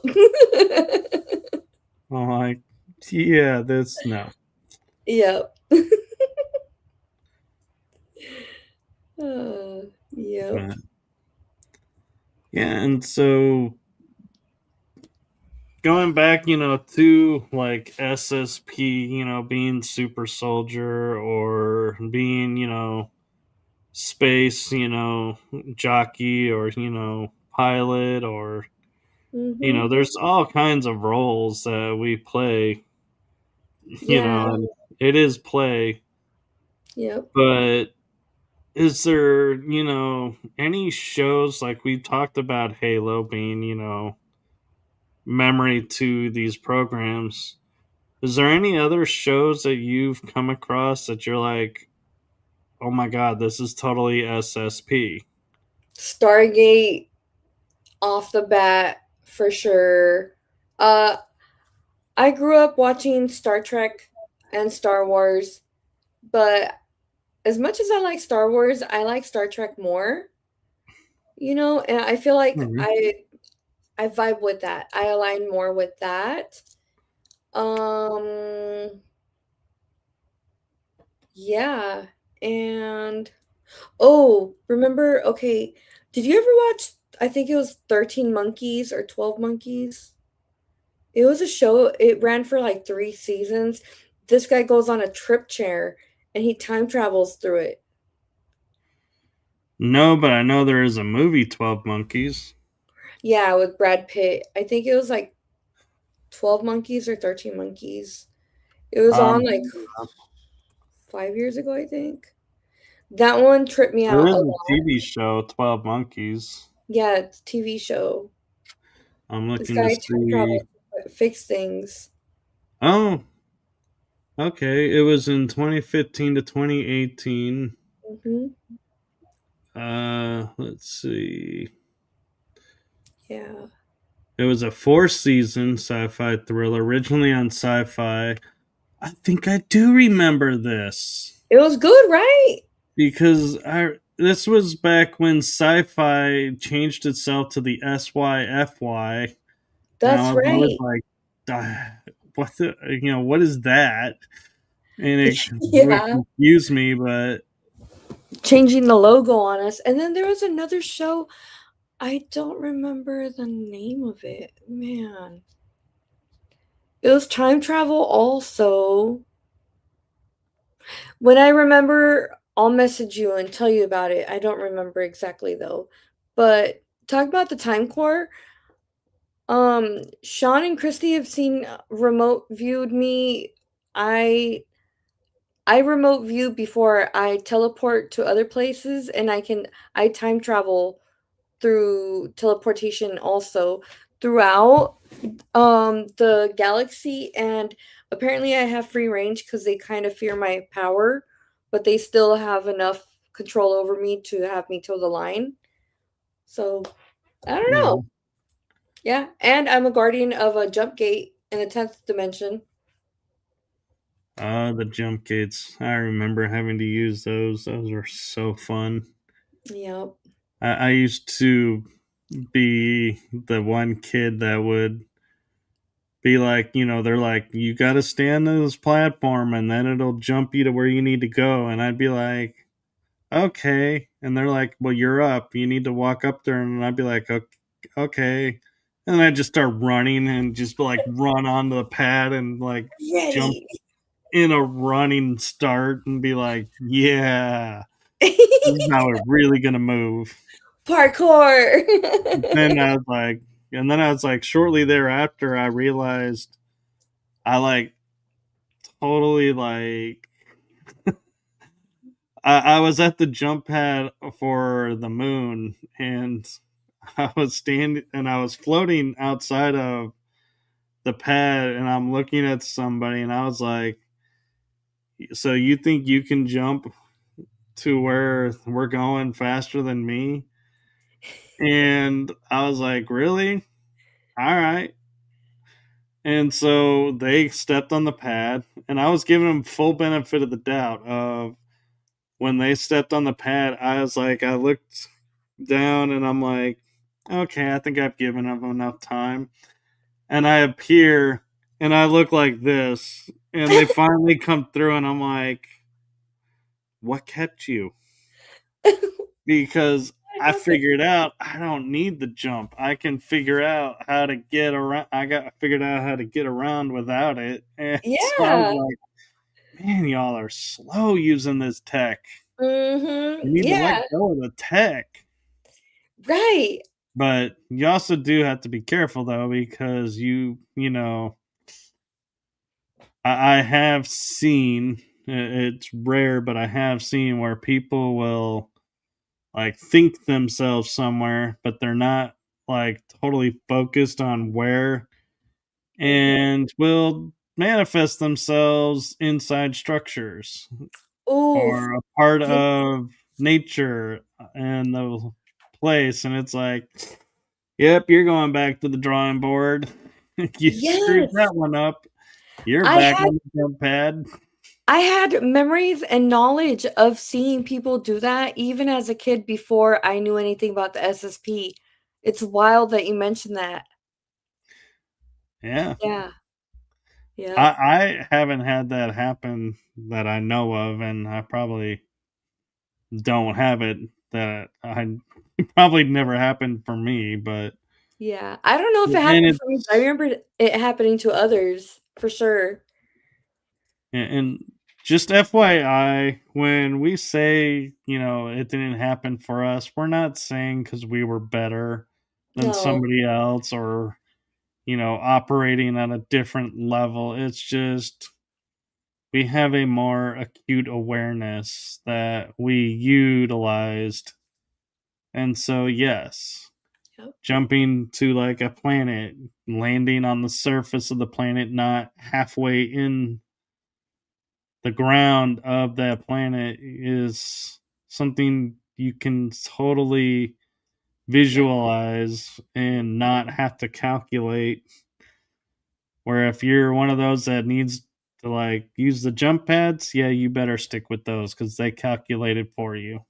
Yeah, till you master it. And it's like I tell people, it's like I tell my younger cousins, and my friends, I used to tell my soldiers, you can't compare your path to others because you don't know the journeys that others have taken to get to where they are.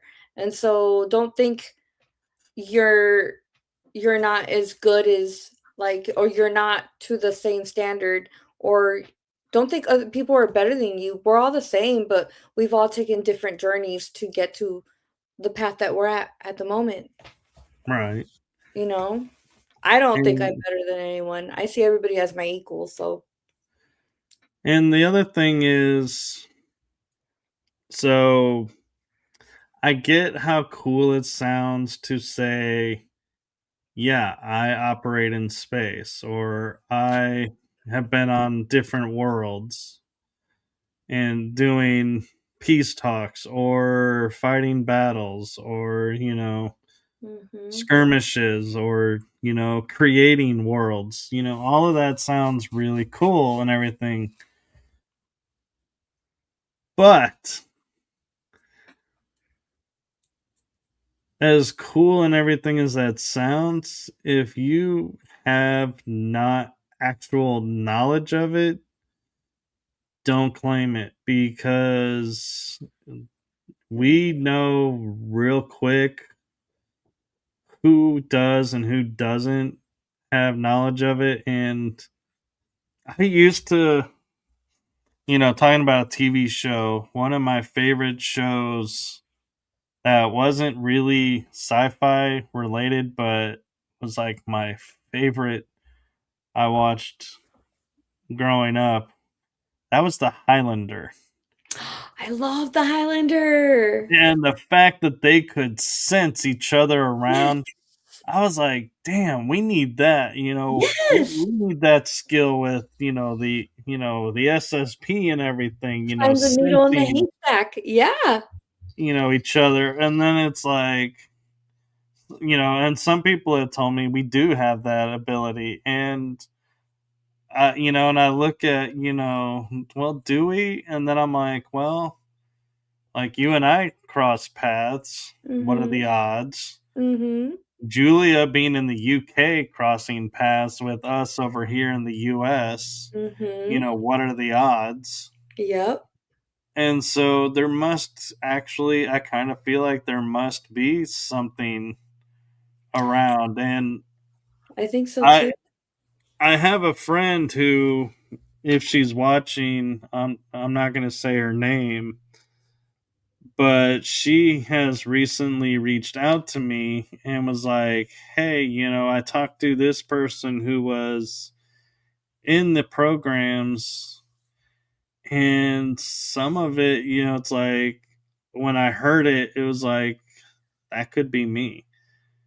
And so she started to ask the questions, Mhm. am I this? How do I know? And started to reach out. And that is exactly what you need to do. Yes. When you watch something, say you watch Halo, and you're like, hey, that uniform looks familiar. And it kind of irks me that they only show the nano suit in the intro Mhm. because that would be so badass if they put Yes. that in as the regular show. You know, Mhm. it's like that forming on them. I'm like, yeah, Yes. because the nano suit was like my awareness of, oh my god, I know this program. I know that I recognize the suit. Mhm. Yeah. And I even reached out to one of my SSB friends and I was like, "Oh my god, did you see the intro to Halo?" And they're like, "What are you talking about?" I was like, "You gotta Get watch it it." And they on. watched it and they were like, "Oh my god." I was like, It's there in your face. "That's the suit." I was like, "I know." Yes. But Yeah. I've been it's telling like you guys. I've been telling everyone. You guys got to watch it. but yeah, but there's also the caveat of because we've been talking about it so many times and so many people have referenced it. Mhm. I think it comes a point to where, somebody will say, "Yeah, I recognize the suit." And some people are automatically like, "Oh yeah, we used it here, here, here, and in this ways." And they're like, "Yeah, but they really didn't." And it's Mhm. like Mhm. they're gaining and using and they're gathering all of these stories and experiences to then turn around and make them their own. And I Yeah. always will say,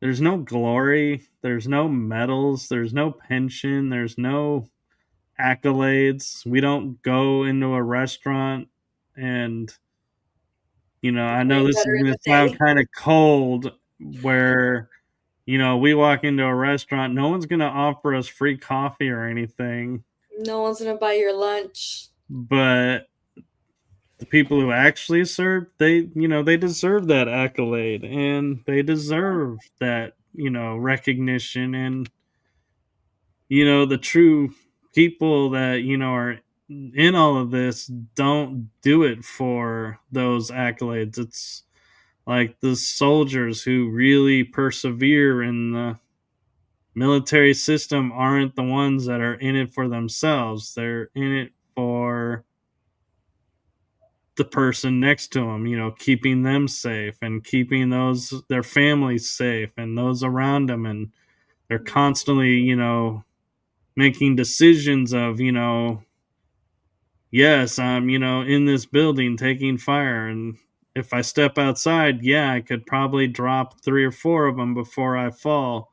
Mhm. But who's going to take care of my kids then? And so you stay in the building. Yep. until you have no choice. Like you're running out of ammo. You need to create an Sacrifice. opening. You'll make that sacrifice Mm-hmm. for the greater good. Yep.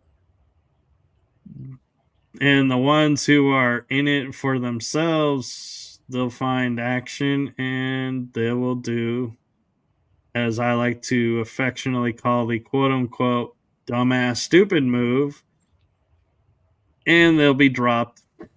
And the Oh, the team has to go and grab their butt and pull him back, and hopefully he learns his lesson or she learns her lesson. mm-hmm. Equal opportunity, but Right. you know, Yeah. I can't wait there's for songs. these programs to actually be disclosed because it would be nice to see like everybody recognized and have some type of like pension or something to take care of them. Like you have people like Penny Bradley, you have people like Julia, her ankle's messed up. Like the stuff that we do on the programs, it really does reflect on our bodies too, you know? Um, Yeah, but so my thoughts on that is the programs will most likely become public knowledge. The rosters, not so much, no. because let's be honest. This is a clandestine project. Yep, There's gonna be like little to no paper trail, and for sure. so that's where, to me, it's like when people will say, "Where's your proof you were a part of this?" I'm like, really? Where's your proof? It's like, Right. Well, like I it's, like what I think Drago Reed says it best is remote view me. I ain't fucking scared. I'm not scared. Remote view me. yeah. We just found Drago Reed's Oh, SSP experiences. That's funny. You know, yeah. like there's And no paper trail. What are you talking about? yeah, and I was excited to be meeting my twin in the program soon, but that actually got pushed back a little bit No, and won't be why? as soon. There's reasons, and it's, I respect the reasons, and we talked about it and everything, and we've already figured out how our introduction to the world is going to be and everything. But where I was going with it though is when Drago announced Julia in that thing, That was he made beautiful. a comment of, where's, here we are, telling our story, and the stories need to be told. Hmm. And so some of what he was saying in there kind of sparked something in me, because we both have shared our stories separately. Hmm. And so I started talking to my twin, and I was like, hey, what's your thoughts about, kind of doing a special project of doing something, along these lines of this type of disclosure? And we both were like, our first thoughts were, oh, hell yeah. Except now reality has struck in, and we're like, yeah, this is going to be like almost freaking impossible to do because we're not local to each other.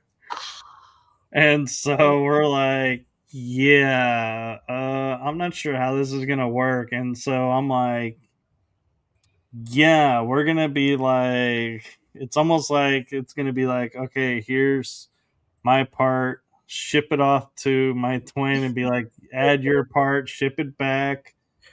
We'll piece it together, make it one fluid experience story and story and story, and we'll make a presentation, out of this, and make it this or that. But I'm not going to tell you in what form we're going to present it, because that's Oh, I'll going to just say I be, love surprises. yeah, it's a work. But I will just say, on a other side note that has nothing to do with that project, though, talking about surprises, I do currently, I know, it seems like I've kind of retired from writing because nothing's been published since March. And we're like approaching July, and usually I'm like one right Usually, after another. yeah. I do have three very specific themed books that I am working on, and I am in the process of probably being half done with my current book that I'm working on, which I will share with you all because it is being written, because it is foremost in my face right now. And that is my metaphysical view of death and the afterlife. And so in the first chapter, I share the pets that I've lost and how their deaths impacted me. Because Your first I'm introduction to sorry, this. pets are not pets to me. Pets are family. Mm. So it hits me differently with that. And so I write about those. I write about certain family members because each one had a different role in my life. And so I share what the impact of that role was. Well, I am getting ready to write my mom and dad's stories of the impacts of their passings on me. And so that shows you how current I am in this book. And the fact that I'm half done, it's like, yeah, so there's a section missing. And I'm happy to announce I am going to share my channeling history as part of this book. And yes, I did channel. It's not something I talk about a lot because I kind of stepped away from, or so I thought. And finding out it just took a new form. And so I'll be sharing that. And I will be sharing my parents' story. That's How they, beautiful. and by my parents' story, I am talking about how they met, what life was like for them, all the stories. So, like the story I shared earlier about the haunted house, it's going to make an appearance in this book. All of the experiences that they told me are going to be included. The arrival of me and my sibs, and the impact of us growing up, where we are now. And so the caveat, though, to it is I am not reaching out to anyone to get their story or their, what they know of my parents. These are me sharing all of my knowledge and my story of them. And so you're going to get fun stories. You're going to get like interesting little nuances of life. And it's going to be written in my format of turning word into picture. So I'm not exactly 100% sure that, I'm going to even put any photos in this book. But if I do, It'll be in tribute form, probably, most likely, but it'll be a few photos, maybe, not a lot. Not like I've done in other books where I'm like, hey, here's my entire life in photos or my entire dad's life in photo. It's like, nope, this is going to be a little bit more fine tuned and more precise to, yeah, what it, hearing all of this and knowing all of this, what it did for me and shaped me into who I am, which in turn goes back to how I see death and the afterlife because their entire story is part of my story, which is part of their story, which, yeah, welcome to the SSP. That's how we work. Stories become stories, and the linear method of telling that story makes no sense because we don't operate in that sense. No, no. I So look yeah, forward to that. so I'm hoping to find time to start picking up and writing again. And I kind of mentioned this too because something guided me to look at Amazon today, and I found that I actually sold two books this month, or two or three books, maybe three books. And I thank you for that. And I also noticed three books were viewed for free. And I'm kind of like, Hmm. hey, thank you for reading the book. And I'm just, in the back of my mind, I'm kind of curious how you got it free. Yeah, that's interesting. And, because I'm like, I didn't know that was an option. The only thing I'm thinking of is like if somebody's in the Kindle Unlimited program, Oh, if the book has been put in that, I'm like, oh yeah, you're paying a monthly fee to read the book, and so I'm kind of curious if that, you're spending more money to read the book for free, or is there really savings in doing that? But it was a nice surprise to see that some of the books have sold, and it was like, and it was it wasn't like book one, two, three.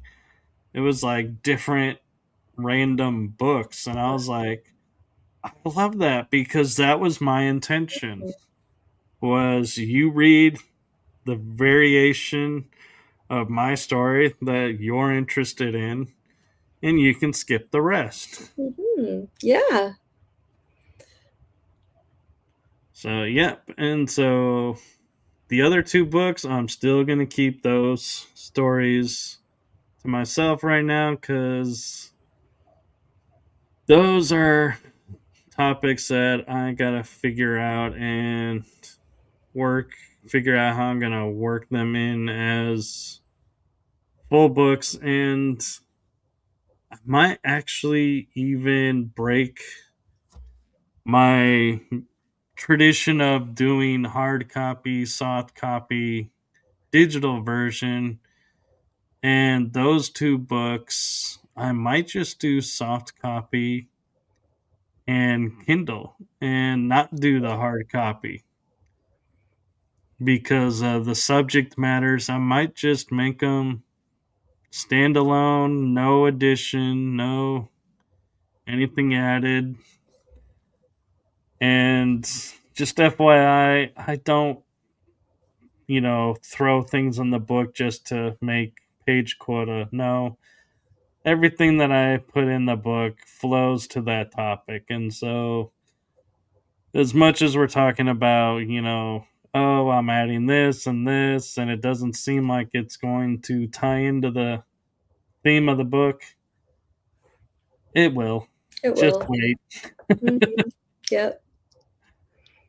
Yeah. So, where can people? So, you're on YouTube. So, what can people find on your YouTube? You can find my 2 sessions with Christy Campbell. I have,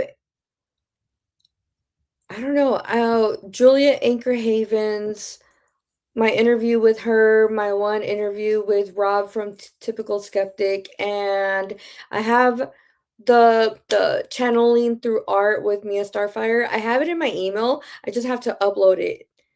So it should be on my channel soon because it was a really good session also. But and then I'm gonna upload this afterwards too. So Very cool. yeah, And I so, just started, but I had my first premiere like 2 weeks ago, I think. congratulations. Thank you. I follow you on my 2 YouTube accounts too. Yeah, I have four. So, yeah, Oh, it's, nice. I'm one of those that it's like people love because it's like, you send me a follow request and and I look at who it comes from, and so if I see it before it's like it's buried and like or hidden away from me because I get so many notifications Uh-huh. that if I see like, oh, this person subscribed, I will click and I will go and I will look at what's there, and 9 times out of 10 I will follow back. But if I go there and I'm like, I'm sorry, you got what on your channel? You are talking about what? None of this makes any sense, or I don't understand, your, your theme of what is on your channel is like completely opposite of what's on my channels. Chances are I'm probably not going to follow you back because I'm like, I just, Don't want to see it. I'm questioning, in my mind, how did you find me and why, and if you don't Just at you. comment or, send any, inkling that you're interested in any of this, then yeah, I'm more likely to pass by. But if I see, comments and I try to, respond as quickly as I can, but I don't always get notified. So I get random checks now where I go into the YouTube channels, especially now that I got my energy that surrounds us channel back under my authority, that I'm like, oh, now I can stay current, and I try to, respond quicker to comments and check them all and keep the channels active. And Hey, that's yeah, good. Yeah, so it's a lot of work, but it's, labor of love. absolutely. And so thank you for coming on. And I know we were talking about it for a while, and it was like, yeah, figuring out when and what we were going to talk about and how it was Yeah. going to work, and, Waiting for what's school to what. finish. Yeah. Yep.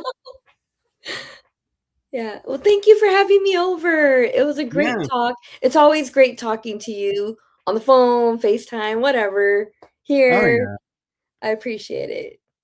Yeah. And, you know, I say this a lot, but this, is one of those rare moments where it's like it really is you got to follow Tiffany and my channels because we appear all over the place, and you never know when our paths are going to cross. We don't always know when our paths are going to cross. Mhm. And we talk offline just like we were tonight, talking about things. And so, yeah, Yep. it's it's it's one of those, rare things where you find someone that you can talk to about things that understands kind of what you're going through, because even though, both of us have SSP backgrounds, doesn't necessarily guarantee we're going to be able to relate to everything and bring, awareness and understanding to everything. But it does help to have a basis of knowing that, anything that Tiffany brings up to me or I bring up to her, we're not going to look at each other and go, yeah, right. And be like, oh, and then write, oh, so that's this, and this. It's like we're gonna actually see the topic and be like, I gotta think about this. Yeah, Yeah, rabbit hold hole. on. Yeah. And then it's like, hey, about this and this. And it's like, yeah. And sometimes I think I've even like taken a day to respond to something you'll ask me, and you're kind of like, I know, right? And I'm like, yeah. And in my mind, I'm like, sorry it took me so long to respond, but it's like I really had to think about what you asked me, and I was like, yeah. It was like, what? Where did this even come from? And that's like where I'm also look at too is like, where's this coming from? What Yeah, is going on? What's being asked, and am I understanding this right? And the nice thing is it's coming from her too, and we'll we even have the type of friendship that, and Tiffany does this more than I do, I will admit, and I have done it though, but we will say we'll say hello or hey, apologies that it's taken me so long to respond, this is what's been going on. And it's like yep. it's like I see it and I'm like, has it been that long? When, what do you mean? And it's like I'll be looking and I'll be like, oh yeah, apparently, Oh, yeah. a And it's like full. the time, just goes by and it doesn't register. But it's Yeah. like, but we still are like, hey, I'm not ignoring you. Yeah, Yeah. this is what was going on. And it's like, wow, you have Mhm. had a lot going on. Wow. Okay, cool. And so, Mhm. yeah, now that we know this, okay, yeah, this and that. And Tiffany cracked me up so much. I will tell you all this before we end this because we are at almost 2.5 hours. But when I do my promos, what you all do not realize is yes, I create these images, but these images are approved and are like viewed as perfection to my guests. And until I reach that point, I do not make it public. And I don't generate links for the shows. That's why some of them will come in later than others. If you follow the YouTube, side of it. Well, Tiffany was, like going, we could talk about this, and it was like randomizing a lot of things. And I was like, okay, let me put this into ways that I can put it as, topics on the bottom of the screen. And I picked random images and I was like, and I feel very confident that some of those images, she was like, where did you find that? And I was like, yeah, I did my homework on that. But because, when you have no logos or book covers or anything, it's like you got this big void space. So let's fill it with, stuff that's related to the show. Mhm. Well, I wrote down like a couple of things topic wise, and I'm like, okay, I haven't heard from her in a day or two, so I'm guessing it's okay, but I'll wait, that's my policy.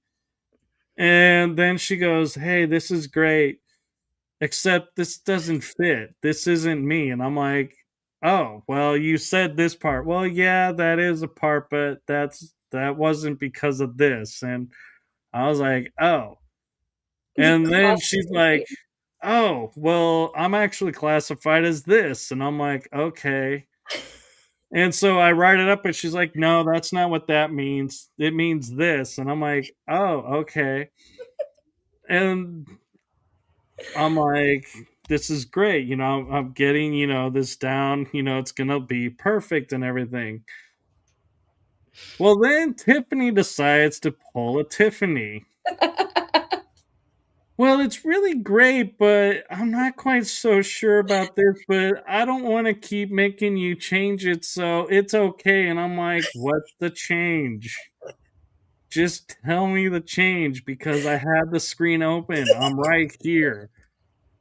And she was like, "Okay, well, can we add this? And this is more of what this is." And I was like, "Okay, I'll rework." And finally, I got it, and she was like, "Yes, that's perfect." And I know full fact that it was not 100% perfect, but it was close enough that she was like, "Yes, he is gonna throw me off of this show if I keep going and making more and more changes because the verbiage is this or that." And I'm on my side going, "Just give me all the changes at once. Stop doing this one change here, one change there.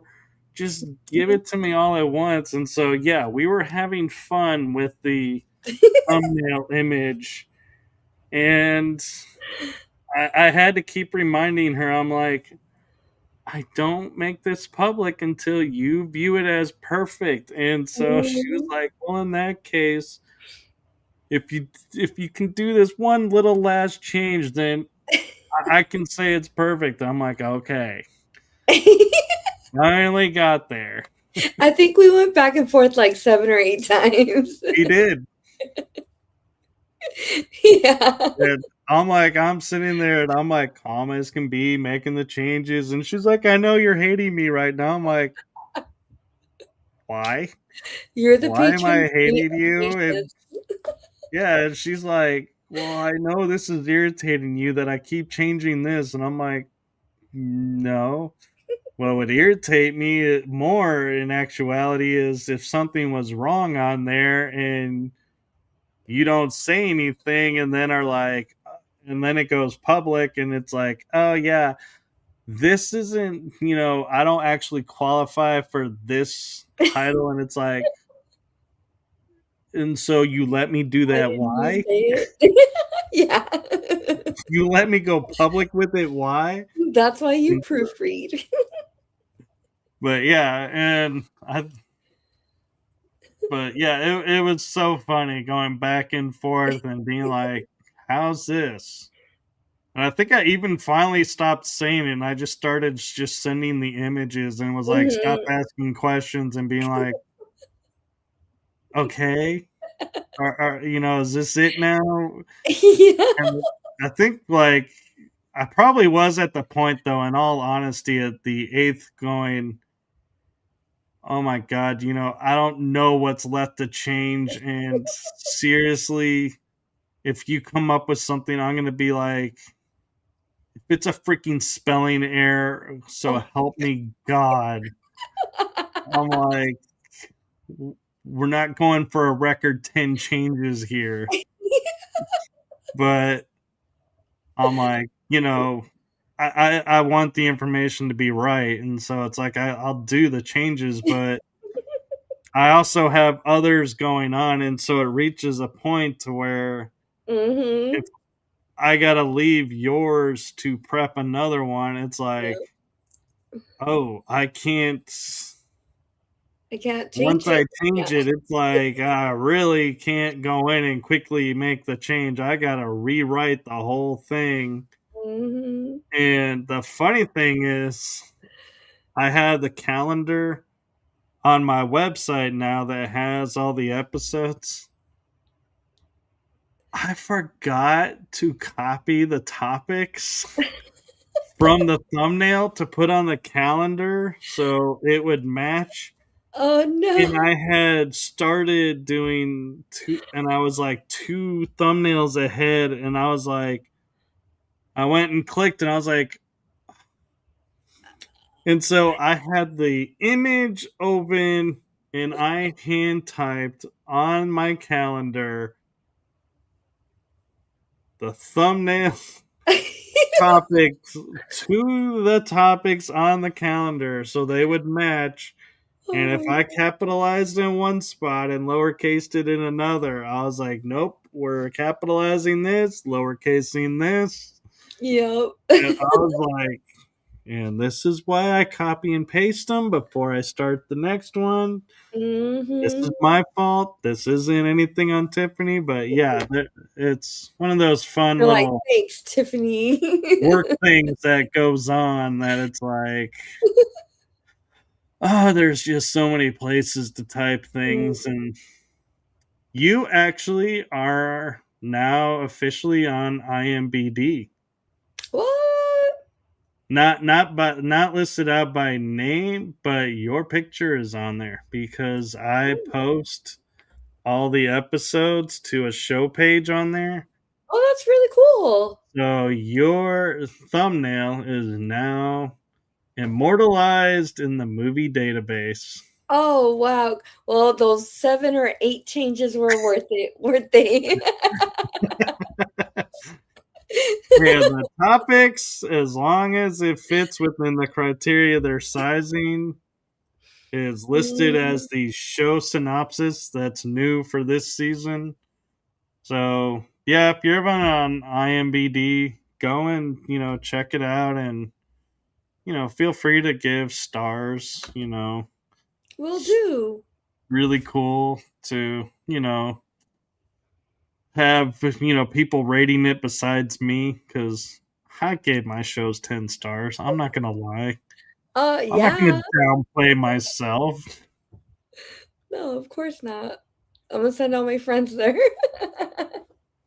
Go Aw, rate it. in a bright way. Don't be like dissing on it. Right. Rate it the right way. Let me find out. 8 stars or higher. No, just kidding.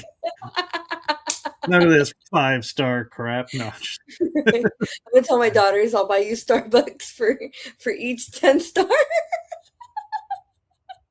hey, as long as it's you and not me, because I have over 300 episodes, so Oh my. yeah, I would not be wanting Yeah. that Starbucks bill. I'm like, that's on you. If you Yeah. want to go there, you go right on ahead because Uh, this is my season girls are so 4. cool, they'll just do it for free. Yeah, I mean, in all honesty, Tiff, you are season 4, episode 49. Nice. So that's just this season, and so there's 4 of them. And I Wow. will say, in all fairness, first season was only 11 episodes, so you do have that in your favor Okay. of Okay. this show. Yeah. But there is another show, so Yeah. let's see. Let me see if I can see if it'll tell me how many actual episodes there are to the show. Let's see. Oh, wrong screen. Let me see real quick. What? What is going on? Ah, here we are. This Riding Through the Unknown. Currently, you are the 177th episode. Yay. All right. So, yeah, it's been 4 years. Started August 10th, 2023. Wow, that's so cool. Yeah. It's 3 days before my birthday. Well, I couldn't wait around for you forever. Couldn't. I don't blame you. Dude, you know that's Hmm. crazy. You graduated high school in 96. Yeah. I graduated 6th grade in 96. Oh, I was about to say, please Yeah. tell me you weren't born in '96. I Oh was my like, god, no. oh, like, That'd be yeah, crazy. Yeah. but yeah, that. They had So we the both baggy pants, graduated. right? Yeah. Yeah. Super baggy pants. Not as baggy as the '80s. I was around in the '80s, so Did did you ever wear Jankos? I have no idea what that is. Baggy pants? They were like super baggy. Like baggy. I had a So, couple of pairs and now they're expensive because now they're hard to find and so for it's those coming of back. you that are watching this and thinking, yeah, you didn't have baggy pants. We in the '80s had the MC Hammer parachute Yes. baggy pants. Parachute pants. Yep. I would like shuffle sideways. Oh, oh, oh, oh. Yep. Me and my brother had matching ones. He would do it in blue and gold, I think, were the two Yeah. popular colors for his. But Music yeah, video. Yep. New Kids on the Block. Depeche oh Mode. yeah, Yep.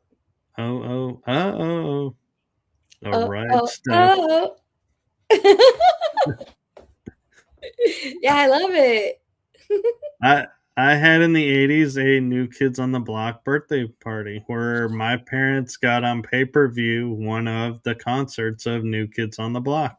Oh my God, you were the coolest. I had a New Kids on the Block pillowcase, and every night I'd be like, "Good night, cuties." Yeah, I didn't do that. Yeah. Uh, I'm like, yeah, no. Yeah, my cousin had the New Kids on the Block sandals. They were like girly sandals, but it had their picture in the middle. And I was like, "Those are cool." Yeah. Yeah, I don't know that I want people's faces on my feet. Right. Like, yeah, no, that's all right. I'll pass on that one. Yeah. I had the glittery jelly sandals. Remember those? Those Yep, are back. I know. Mhm. Although I gotta say, I kind of still digging the Crocs. I haven't fully gotten out of the Croc phase yet. I used to think Crocs were ridiculous. Oh, um, until I moved to the East Coast and then everybody was wearing them. And I was like, all right, let me get a pair. And then I couldn't stop wearing them. They're so comfortable. I even got the ones with the fuzz, like to make them like the wool inside to keep them warm during the winter. But now I moved on to my Birkenstocks for when I leave the house. But in the house, it's Crocs. Yeah, I like the comfort of that, and I was collecting the Star Wars Were Crocs when they were you? coming out. And Yeah, yes, I do have a pair of the chewy, furry ones, and I love that. they are a little weird though to wear because some of the hair, like I think, kind of like sticks to the sweaty foot, and so it Oh doesn't quite no! work in When the. you lift your foot, it goes grrr. But yeah, I did the Crocs thing, and it, is some of them were more comfortable, but others, but I would Mhm. wear them because of the design that was on them, and I even had a pair that were like galactic looking. Oh yeah. Yes. They were like purple and blue Yep. galactic. Yeah. Yep. Mine are all black, and then I got some hot pink ones. Yeah, and Girly. right, and somehow I got stuck on wearing the patriotic ones, and so I have them with Yes. the stars and the stripes, and I'm like, yeah, and I'm kind of like, yeah, I wear them around. I have them stationed to where if I go out one door, I wear this pair. If Yep. I go out a different door, I wear this pair, and my back door is a pair of Star Wars Crocs. So if I Nice. I go in the like back, I got those, and so yeah, but that's really cool. yeah, Speaking of but backyard, I gotta send you a picture of my pumpkins. you got your pumpkins out already? Yeah, they have not they have not produced, but the vines have become insane since I bought this fertilizer from Home Depot. Like they have Uh-huh. doubled in size. So And yeah, fun fact for you, just in case you weren't aware, mhm. cucumbers, pumpkins, and I think there was one other vegetable. You said beans, right? Or I don't know about beans, but I know cucumbers and pumpkins, if you put them in a pot, they will overflow and they will take over the entire backyard. yep, I remember you said that because of your cucumbers. So we have a Yeah. raised bed. So if they make it, Oh, they make it. I it, don't know. they will find themselves hanging over the edge. It's gonna drape down. They're Yep, not they're hanging getting out there. in a raised bed for long. Yeah, they're getting there for sure. Yeah, I'll keep you posted. Yeah, Yeah. and it's getting. You gotta watch because they'll start growing like little pods that probably will turn into the pumpkins Yeah. in weird places, and it's like, ooh, I wonder, if like one is in midair, if it starts growing, if it gets to full weight, will it rip? The vine? No, not rip the vine, rip the raised bed container. Oh, maybe because they are I did plant jumbo seeds too. Hee hee. Oh my god, that's hilarious. I'll keep you posted. You got the jumbo pumpkins coming in. Oh, Yeah, that's gonna be the seeds great were to watch. literally this big when I put them in. I was like, "Well, there we go." Oh wow, yeah. Yeah. I can't wait to see how much of your backyard is walkable. Ooh, for real. Brett's gonna be so pissed.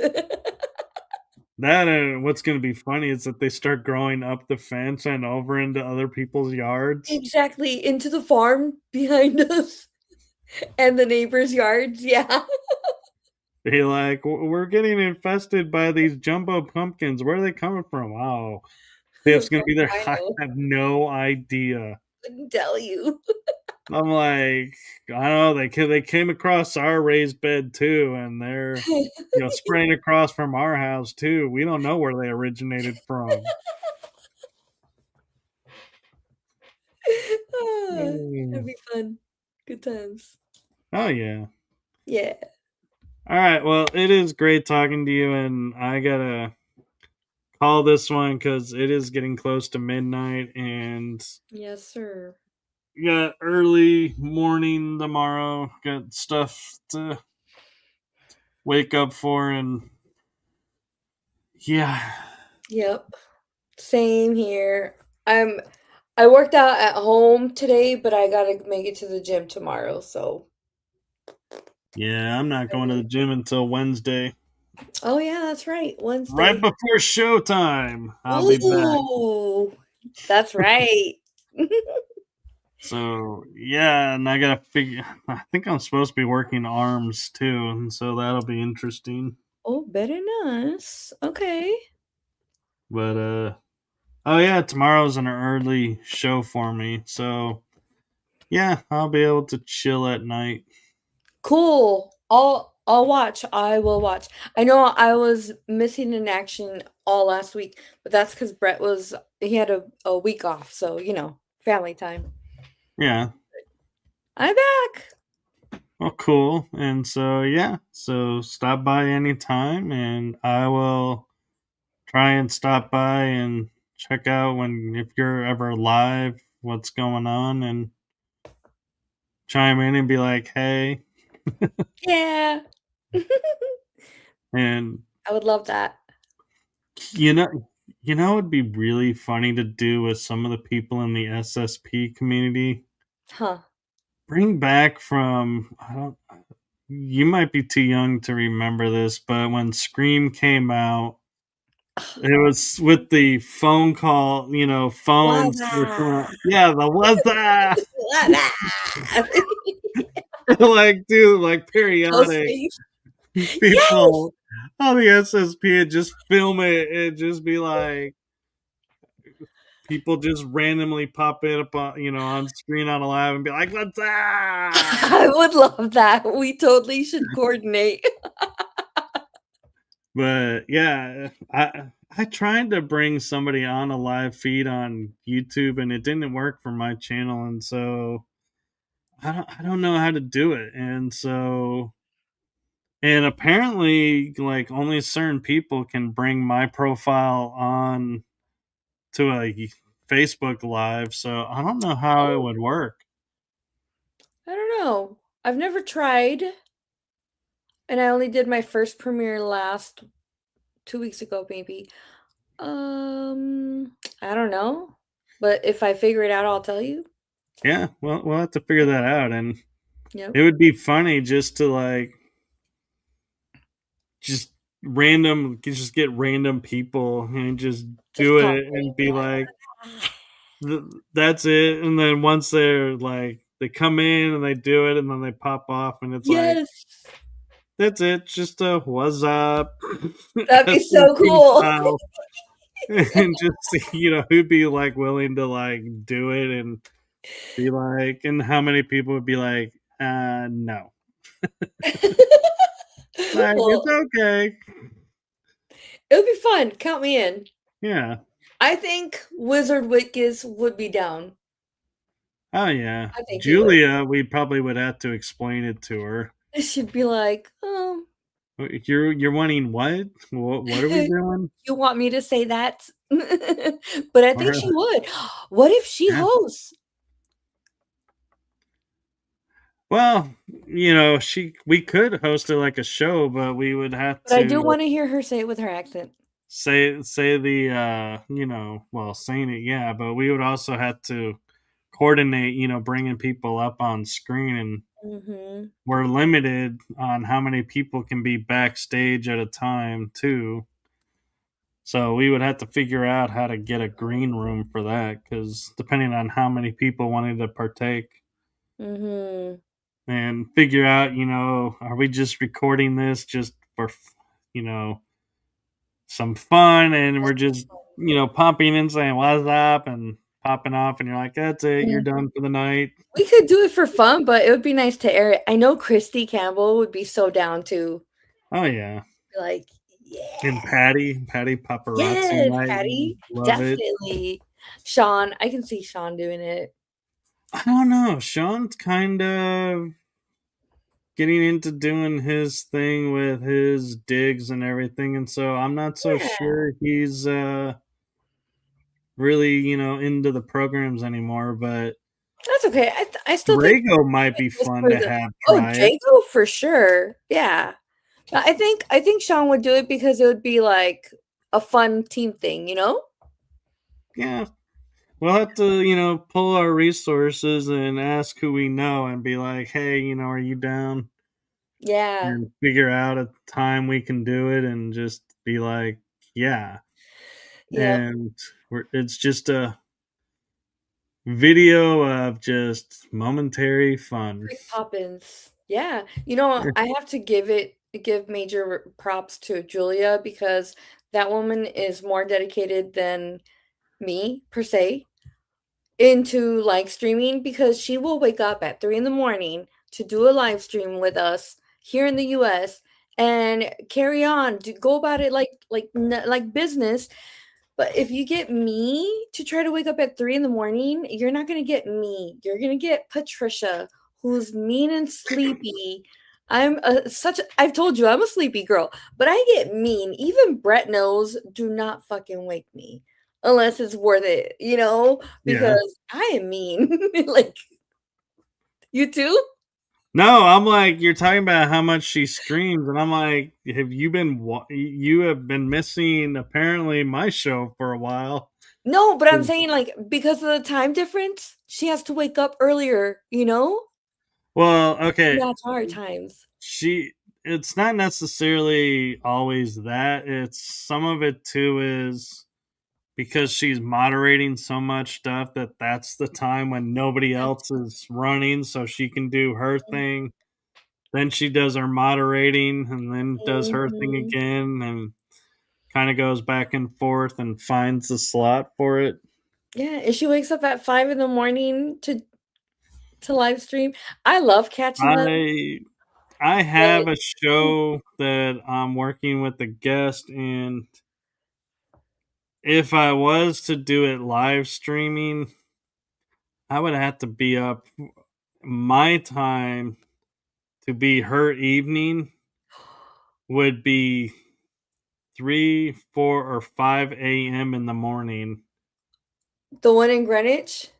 No, this one, she is, I think, in Australia Oof. or Tasmania or New Zealand. I think she's Oh in that my gosh. region. And so Yeah. it's like 15 hours difference. So when she's like, "Yeah, I can do anytime after this hour," I'm like, You're "Yeah, like that's this hour for me." you're like, "I am I sleeping." I'm like, I'm not so sure I'm so good at that morning, and it has to be a weekday, and so finding a morning where I have time to like bounce back and Yeah.